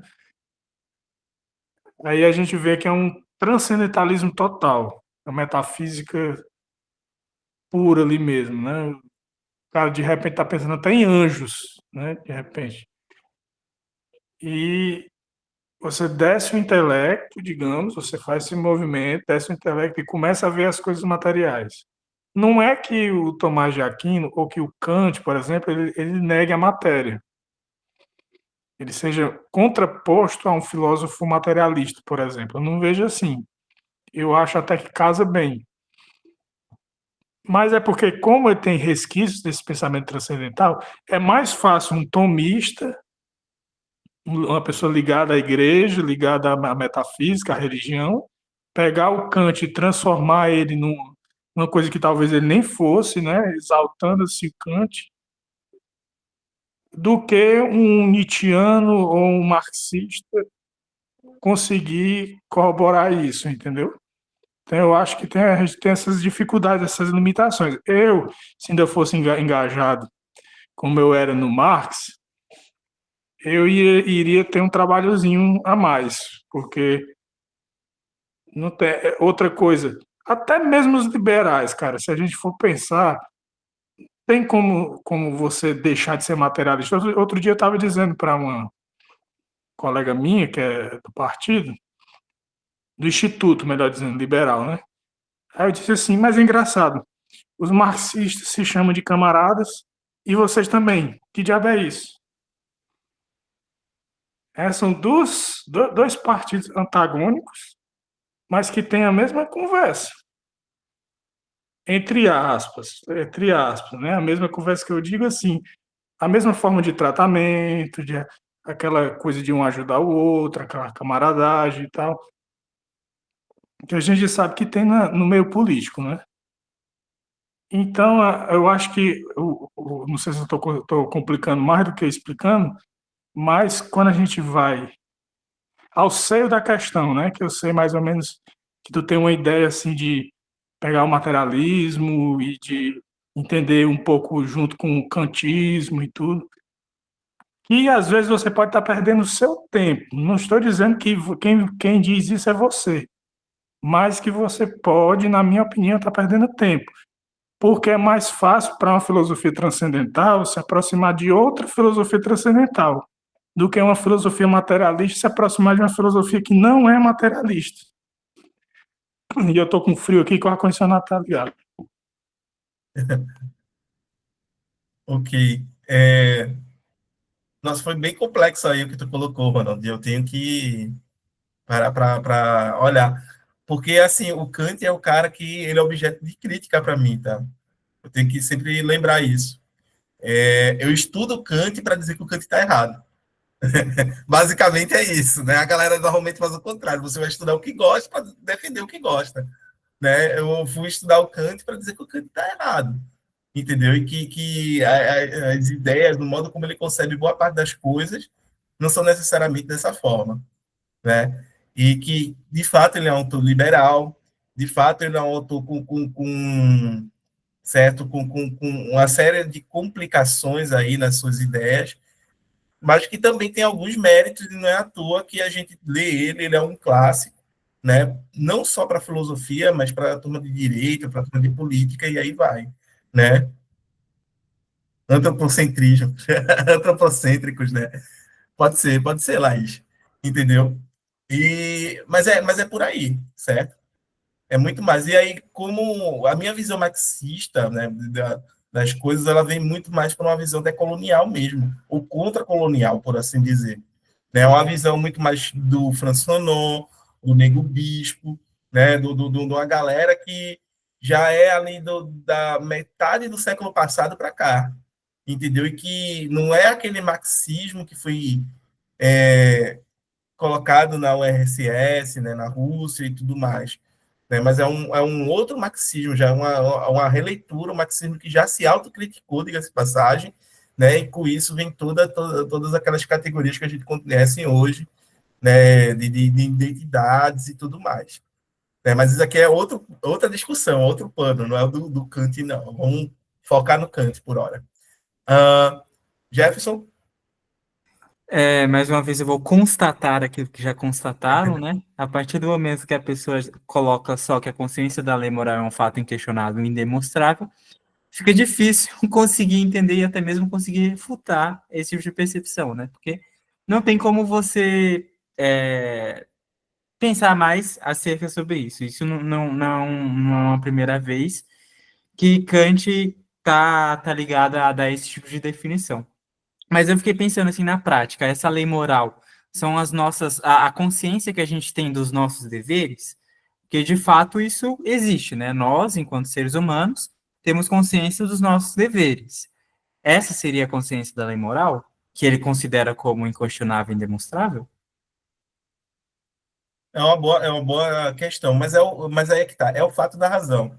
A gente não consegue encontrar esse fato, entendeu? Seria muito mais aquela consciência de que quando a gente faz alguma coisa errada, fica martelando a gente, entendeu? Que eu, diga-se por passagem, todo mundo acaba tendo, a não ser que, né, já passou por isso alguma vez na vida. Sei lá, assim, quando eu leio que algo é inquestionável e demonstrável, só me vem aquela frase que a galera fala, só aceita, cara. Não tem muito o que fazer, só aceita. Né? Não, é aquela coisa, ele está dizendo que não tem como demonstrar, não tem como, né, questionar, porque exatamente é uma intuição, pô. Intuição é aquela coisa que eu falei, né? A gente aprende sem a necessidade do raciocínio demonstrativo. Eu não consigo demonstrar o que é um branco, né? Eu posso te dar aí, sei lá, 100 páginas. Tem 100 páginas para me dizer o que é o branco, entendeu? E talvez você não consiga dissertar uma página sobre isso, entendeu? Eu vou te dar 100 páginas aqui, me explica o que é branco, né? Com palavras, entendeu? Você vai ter muito problema para fazer isso. Então, o que é que você diz? Você pode simplesmente pegar um exemplo, pegar e dizer, olha, essa parede aqui é branca, certo? A folha que eu estou escrevendo, entendeu? Mas escrever, demonstrar é diferente. Agora, notem, eu consigo demonstrar, né, o que é uma cadeira, o que é uma mesa, o que é uma cama, o que é uma casa. Eu consigo demonstrar, eu consigo definir isso, entendeu? Mas eu não consigo definir algumas coisas. Talvez seja esse o ponto. E não consegue definir casa também. Porque sempre pode adicionar uma casa do futuro, uma casa, você sabe, sempre pode aparecer uma coisa diferente, né? Definir não dá para definir, dá para demonstrar. Dá para demonstrar uma casa, tipo, apontar, aquilo é uma casa, né? Não, mas a ideia de casa vai ser sempre ideia de casa, independente da forma, do jeito da qual ela é construída, igual de cadeira. A cadeira, a gente tem a ideia formada do que é uma cadeira, independente se ela seja redonda, triangular, né, Isso. N formas. E aí está também a questão da liberdade, né? O que é a liberdade? Algo que existe, que ele coloca, mas ela varia conforme todas essas situações que a gente está falando aí. Não sei. Perfeito, é por aí, por aí, por aí. Casa. Eu lembrei agora que o Heidegger tem uma expressão dele que é o ser dejectado, ou ser jogado, né? Quer dizer que nós já fomos jogados nesse mundo, né? E uma vez jogados, a gente tem que tomar decisões, né? Eu acho que ele é muito seco com relação a essa questão da liberdade, tanto quanto o Sartre, né? Nós somos destinados a aquela coisa do existencialismo, né? Então, ao mesmo tempo é paradoxal, porque isso vem desde o Schopenhauer, né? Que a questão do destino. O destino é como você ser conduzido a um determinado, que já foi pré-determinado por você. Ou por você, ou por uma instância maior, ou seja lá pelo que for, por uma entidade, Deus, não sei. Mas o destino existe, você está traçando esse destino. Mas aí, tanto o início desse destino quanto o final desse destino é trágico. Aí, isso só, a única coisa que me consola é porque me lembra o Nietzsche, né? Aí é trágico. Então, tem coisas que fogem a gente. Então, é muito difícil a gente falar em destino, sabe? Mas eu acho que dentro disso a gente tem muitas questões que a gente escolhe também. Então, eu vejo que existem formas, digamos, da liberdade humana. Principalmente porque você não vê certos animais brigando por certas coisas, mas você vê seres humanos, né? Quer dizer que a gente está evoluindo, a gente está regredindo, ao invés de estar evoluindo. Eu constato muito isso. O ser humano, a usar uma expressão teosófica, né? A raça humana, desculpe, não tem nada a ver com racismo, certo? É uma expressão teosófica. A raça humana está se denegrindo. É complicado. Jefferson? Eu ainda tenho uma pulga atrás da orelha com essa constatação. Você chegou a dar o exemplo da cor, né? Tipo assim, Uhum. hoje, com base nos desenvolvimentos físicos, eu posso te dizer que a luz vermelha é quando existe uma radiação que varia de 620 a 750 nanômetros de onda. Então, assim, por mais que eu não consiga constatar de outras formas, ainda existe uma constatação científica possível. A nossa tentativa racional de explicar aquilo que está à nossa volta. Você comentou dessa questão da cor, e de fato, né? Não necessariamente o vermelho que eu enxerga seja exatamente o vermelho que você enxergue. Isso é um fato. O nosso sistema dos olhos e etc., pode fazer com que a consciência da cor seja mais subjetiva, mas ainda assim a gente pode dizer que ele é consequência de 620 ali perto de 700 nanômetros. Isso que me deixa encascado. O cara pega e quase mata a metafísica e agora considera isso como constatação. E, tipo, Mas aí você entra numa questão também matemática, né? Quando você fala aí das cores, você vai definir as cores, e aí a gente pode pensar também nas pessoas que não enxergam cores, os daltônicos. Olha as variações aí, cada vez mais crescendo. Exatamente. Não só isso, é porque, assim, eu concordo contigo sobre isso, Jefferson. O cara, ele literalmente ele matou a metafísica. Kant, quando ele faz a crítica da razão pura, pelo menos o modo de fazer metafísica parece ser suplantado.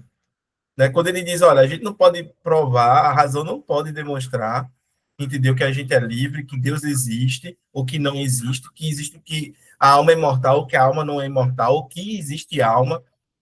A razão não pode falar disso aí, não. A razão não consegue conceituar, não consegue definir, não dá para conhecer racionalmente. Né? Então é como se ele pegasse a metafísica clássica, né, os pilares dela e implodisse. E ele implodiu, puf, né? E aí depois ele, eita, mas eu vou precisar da liberdade para poder falar da moralidade, né? Aí a saída dele é dizer que ele não está conceituando, ele está postulando. E que tudo isso daqui, certo? Como é que se diz? É mera especulação, ele está especulando sobre. Entendeu? Mas ele não está conceituando.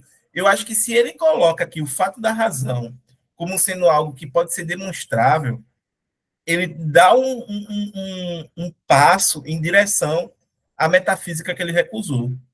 Ele está sendo metafísico, certo? Kant está fazendo metafísica. Tanto que quando, né, ele termina de escrever a Crítica da Razão Pura, depois ele publica, né, os prolegômenos a toda a metafísica futura. certo? Mas é como se ele dissesse agora a metafísica não vai estar mais comprometida com os mesmos pressupostos que a metafísica anterior estava, entende? Então é como se ele fosse mais nessa direção de fazer uma nova metafísica a partir de novos padrões, de novos critérios, do que, né, fazer uma retomada daquela metafísica anterior que ele criticou e rejeitou na crítica da razão pura. Me fiz entender? Sim, sim, sim. Perfeito. Mas ainda me parece uma situação delicada, porque é como esse postulado ele serve como fundamento de todo um edifício que ele vai construir. E a partir do momento que a gente não necessariamente questiona esse fundamento, pode ser que essa construção toda que a gente tenha não seja uma construção segura. Talvez o grande problema é achar, entendeu? A solidez, me permita aqui a metáfora, né? A solidez, o fundamento sólido desses conceitos, entendeu? Talvez o grande problema seja de sair, né? E aí, ó, a gente vai para a questão aqui do sumo bem, né? Do bem supremo, que é a união necessária da virtude, a condição digna de ser feliz, com a felicidade proporcional a essa virtude. É o objeto completo da razão prática, né?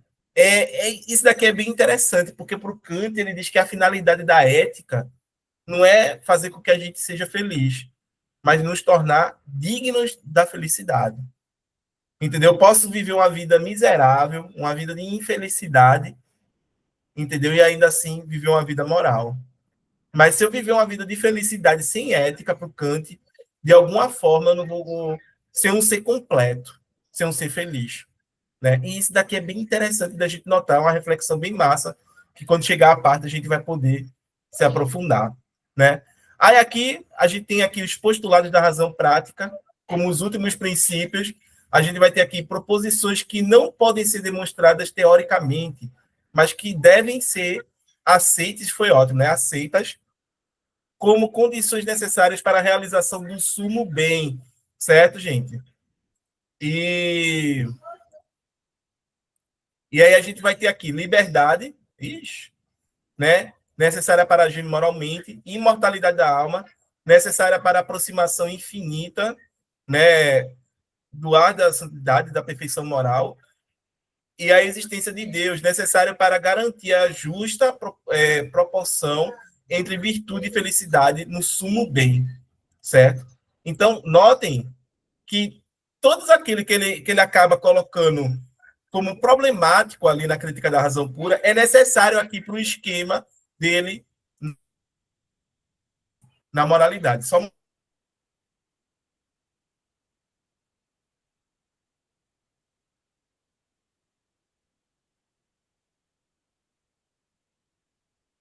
pronto. Então, o que é que a gente vai ter aqui?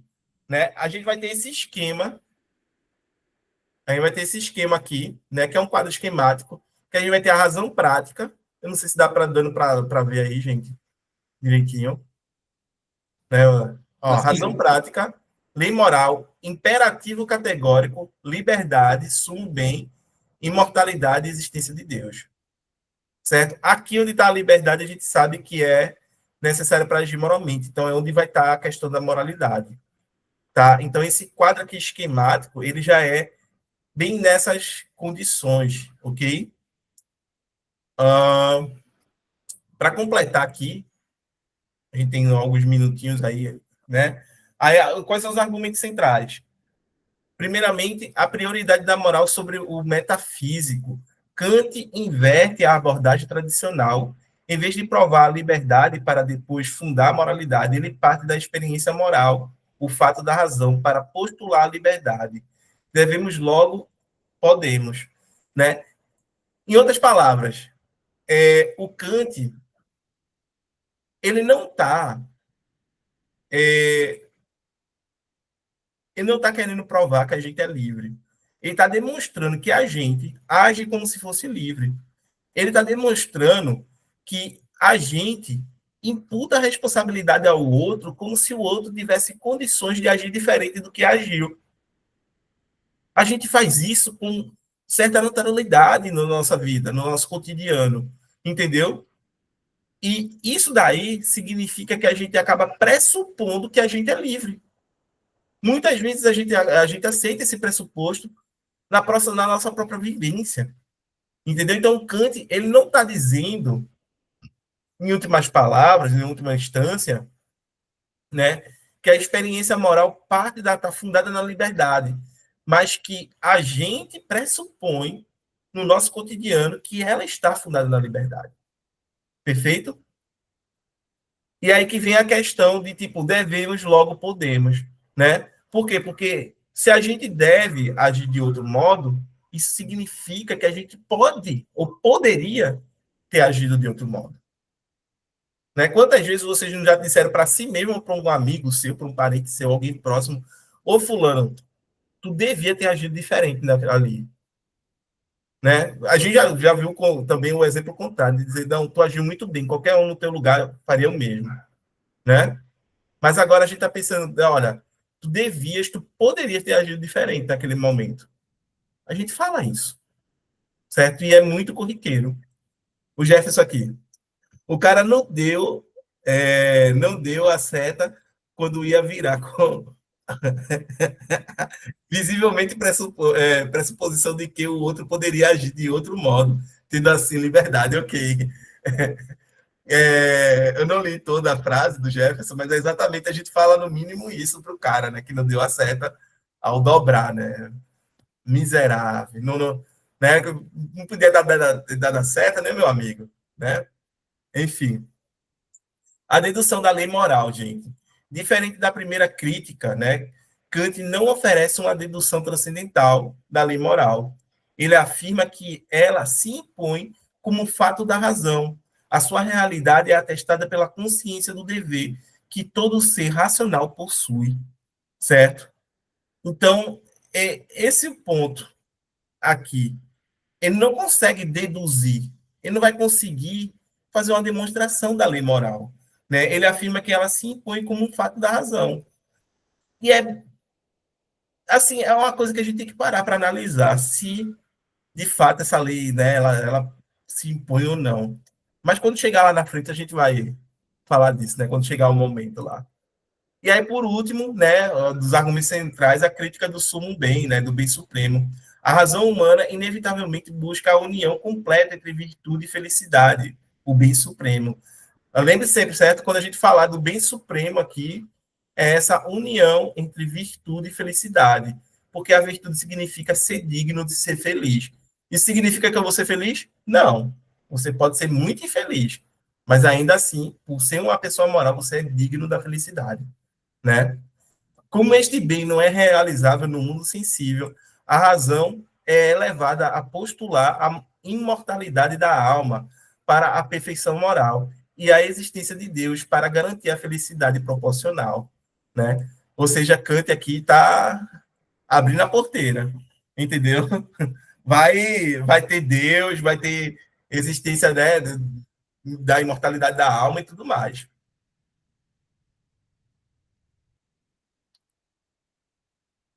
Aí aqui, impactos e influências posteriores. Né? No idealismo alemão, a gente vai ter o Fichte, né, que realizou o conceito de autonomia, fazendo do eu puro o fundamento absoluto da realidade prática, e Hegel, que criticou, né, o formalismo e o dever ser abstrato da moral kantiana, propondo uma ética situada na vida, uma ética, né, situada na vida concreta do Estado, etc. Né? Lembre sempre que o Estado é a realização da finalidade da gente, do Hegel lá, né? Não é finalidade, não, como é que é o nome? Do absoluto lá dele, não me vem à mente agora.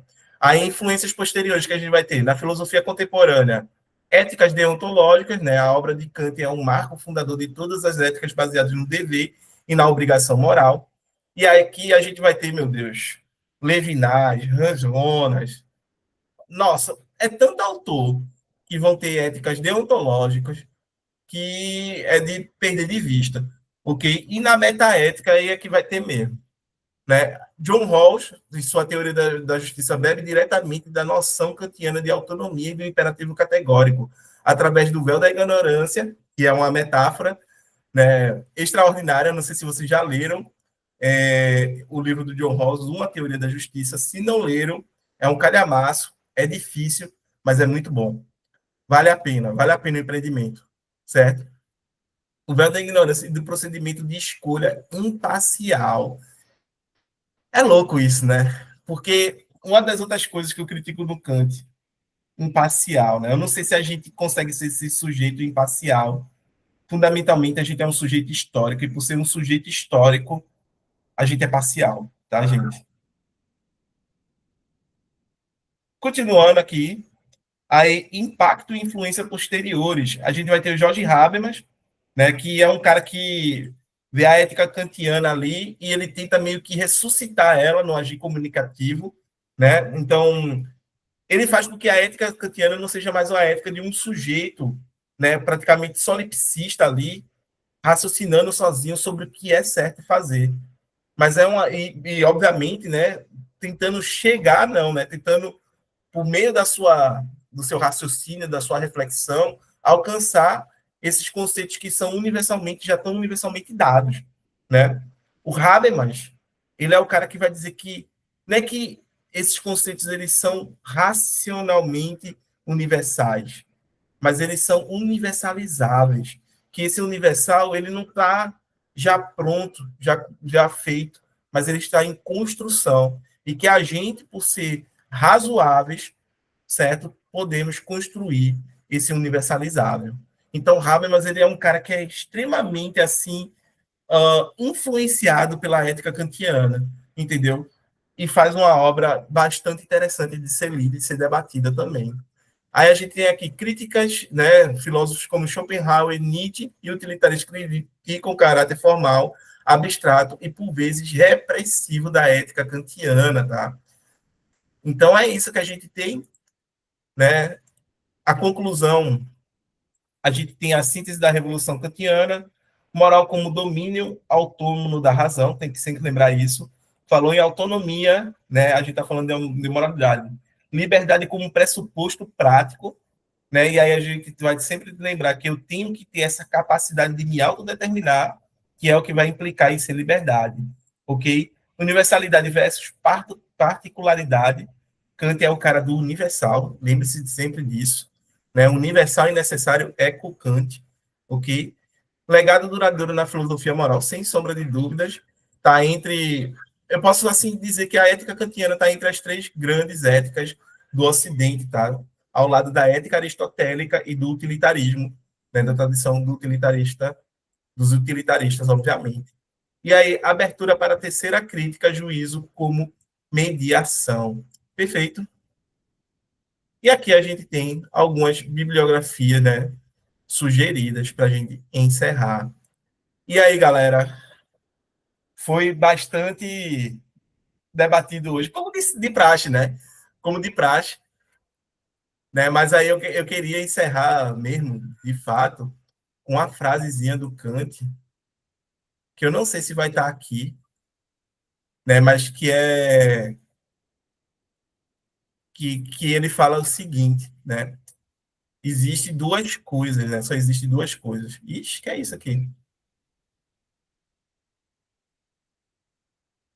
Só existe duas coisas, né? O céu estrelado acima de mim e a lei moral dentro de mim. Né? O Kant ele coloca isso. Não sei se está aqui. Aqui já vai para outra coisa. Tem um errinho ali na, né? Mas é basicamente isso que o Kant coloca. Só existe duas coisas, né? O céu estrelado acima de mim e a lei moral dentro de mim.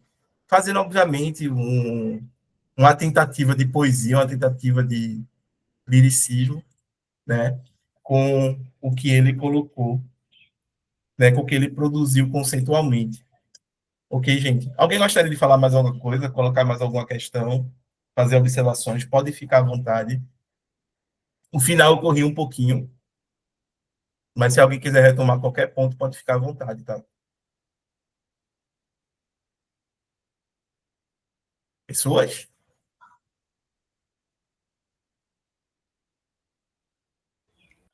Para mim tá tranquilo. Para mim também está tranquilo, só tentando conectar ponto com ponto aqui. Calma, que essa aqui Tico com teco. foi um resumão, Renata, foi um resumão. Entendeu? A Sim. gente vai, né, lendo página a página, vai costurando conceito a conceito, entendeu? Foi um resumão. Isso aqui é só para a gente ter aquele apanhado geral, a ideia geral da coisa. Só para cutucar a coisa, né? Uhum. Jefferson? Para mim tá tranquilo também, e sempre pensar, né, que a gente está estudando um clássico, por mais que a gente não concorde, por mais que a gente não tenha a mesma visão que ele, por mais que a gente questione até mesmo dos fundamentos sobre os quais ele construiu esse edifício, ainda assim é muito relevante compreendê-lo, porque ele influenciou e influencia diversas pessoas, tanto ao decorrer da história quanto nos dias de hoje. Então, é importante compreendê-lo. Perfeito, Jefferson. Perfeito. Qual a versão do... desculpa. Pode falar. Qual a versão da crítica da razão prática que você vai usar? Eu acho que a gente deve usar essa última daqui, que é a tradução da editora Vozes, que tem, que é de uma professora da Unicamp, a Monique Roosevelt, certo? Ok. Você Mas vai se a gente puder, a gente também pode utilizar, se quiser, no caso, utilizar uma outra que eu acho bem interessante, e diga-se passagem. Aqui ela diz, né, a editora, ela diz quais são as traduções, né, vamos dizer assim, impactantes para cada idioma latino. Aqui, ó, no final, ó, aí ele vai falando aqui. Principais traduções da crítica da razão prática em português. Aí tem essa, que é do Afonso Bertagnoni, eu não sei como se lê isso aqui, parece em italiano, certo? Que é das edições aqui de 1956. Tem uma que é da edição 70, das edições 70, né, que é do Arthur Mourão, em Lisboa. E tem uma do Valério Holden, né, que é da editora Martins Fontes, que tem uma introdução e notas e glossário. Ela é bilíngue. Eu tenho essa fisicamente, e se eu não me engano, devo tê-la aqui também, digital, tá? Se eu não tiver já jogado lá no Drive da gente, deixa eu dar uma olhada aqui. Certo? Mas aí eu acho que a gente deve se orientar por essa da Vozes. Caso contrário, se tiver muitos problemas, a gente pode passar para do Valério Holden, ok? Que também é um cara, aqui, ó. É essa daqui, do Holden. Crítica da Razão, aqui, Valério Holden. E aí já tem uma introdução boa, né, que ele comenta bem aqui. É estilo aquela do Guido de Almeida, entendeu? Mas o do Guido é a da fundamentação da metafísica dos costumes, certo? Deve estar lá no Drive também esse PDF, ok? E também está no grupo do WhatsApp, essas duas. Perfeito, perfeito. Qualquer uma delas, a gente pode ficar até comparando tradução se tiver problema, entendeu? Ah, tô com problema aqui, vamos ver como é que ele escreveu lá, como é que ele traduziu na outra. Como a gente fez com a fundamentação, né? Eu perguntei porque eu queria saber se você ia começar pelo prefácio, pela introdução, que é para eu dar uma lida antes, assim. Eu acredito que a gente pode ler a introdução, cada um, entendeu? Mas eu acho que a gente pode já ir para o texto, porque a gente já teve uma introdução agora, O né? texto, né? Tá ok. Perfeito, a gente já pode ir para o texto, aí a gente já vai para o prefácio mesmo. Se a gente tiver muito problema, aí a gente vai buscando literatura secundária. Eu até falei de um livro do Luc Ferry, né? Uma leitura das três críticas. Eu não sei se tem um PDF lá, porque aquele PDF tá de uma fotocópia, né? Você vê que foi que alguém tirou fotocópia, tem 2 páginas, numa página só, e tá ali. Mas a gente, né, consegue ler por ali também, até que encontre um PDF melhor. É incrível, porque esse livro está esgotado em todo canto. E eu comprei um, né? Eu tenho um exemplar, só que quando eu fui para Florianópolis, ficou na casa dos meus pais e se perdeu. Pior do que traça é deixar o livro na casa dos pais. Difícil. Antes tivesse dado traça nos meus livros, diga aí. E lá se foi minha biblioteca. Né? Mas é isso. Gente, Laís, tu queres falar mais alguma coisa, Laís? Nem sei se. Eu acho que ela não tá aí. Deve ter saído para alguma coisa. Mas assim, desde já Oi, eu já agradeço. estou Ah, tá aqui. aqui. Tava ali cuidando de uma gatinha doente. Pô, Mas. Não quero falar nada, não. Queria agradecer pela discussão. Só isso mesmo. a gente que agradece, tá, Laís? As ausências, assim, muitas coisas A gente que simultâneas. agradece e, assim, sinta-se à vontade sempre a participar, entendeu? É sempre bom as suas contribuições, a do Jefferson, a do Hudson, da Renata hoje foi muito bom também, entendeu? Daniela, o Ronald que saíram, e a vocês aí que estão vendo, estão nos assistindo até agora, muito obrigado, valeu mesmo. Vamos lá, é uma empreitada, gente. A gente vai ler mais um livro do Kant. Meu Deus do céu. Já tem as datas para o próximo encontro? Oi? Já tem as datas do próximo encontro ou você vai colocar lá Próximo, no grupo? é no próximo domingo. Próximo domingo. Aí a gente, todo domingo, às 17 horas, a gente se reúne. A não ser em casos especiais, assim. Entendeu? Uhum. Data de Enem, concurso, certo? Aí a gente tenta tenta adiar aí essas reuniões para não prejudicar Enem e concurso da galera. Entendeu? Ok. Mas, Renata, Obrigada também. Valeu muito pela discussão. E agora ficar pensando aqui na liberdade. E na uma minha e na semana, nossa. temos uma semana para isso. Será que somos livres do ponto de vista ontológico, né? Do ponto de vista existencial, ou não somos? Né? Pois é. Será que a gente toma mesmo essa decisão ou não tomou mesmo essa decisão? E agora? Eita, meu Deus. Mas é isso. Muito obrigado, gente. Grande abraço. Se cuidem. Ótima semana a todos. Abraço, Cheiro você. no coração. Valeu, Tchau, tchau, um tchau. abraço. Até a Tchau, próxima. grande Tchau, abraço. boa noite. Até mais, até mais. Até mais.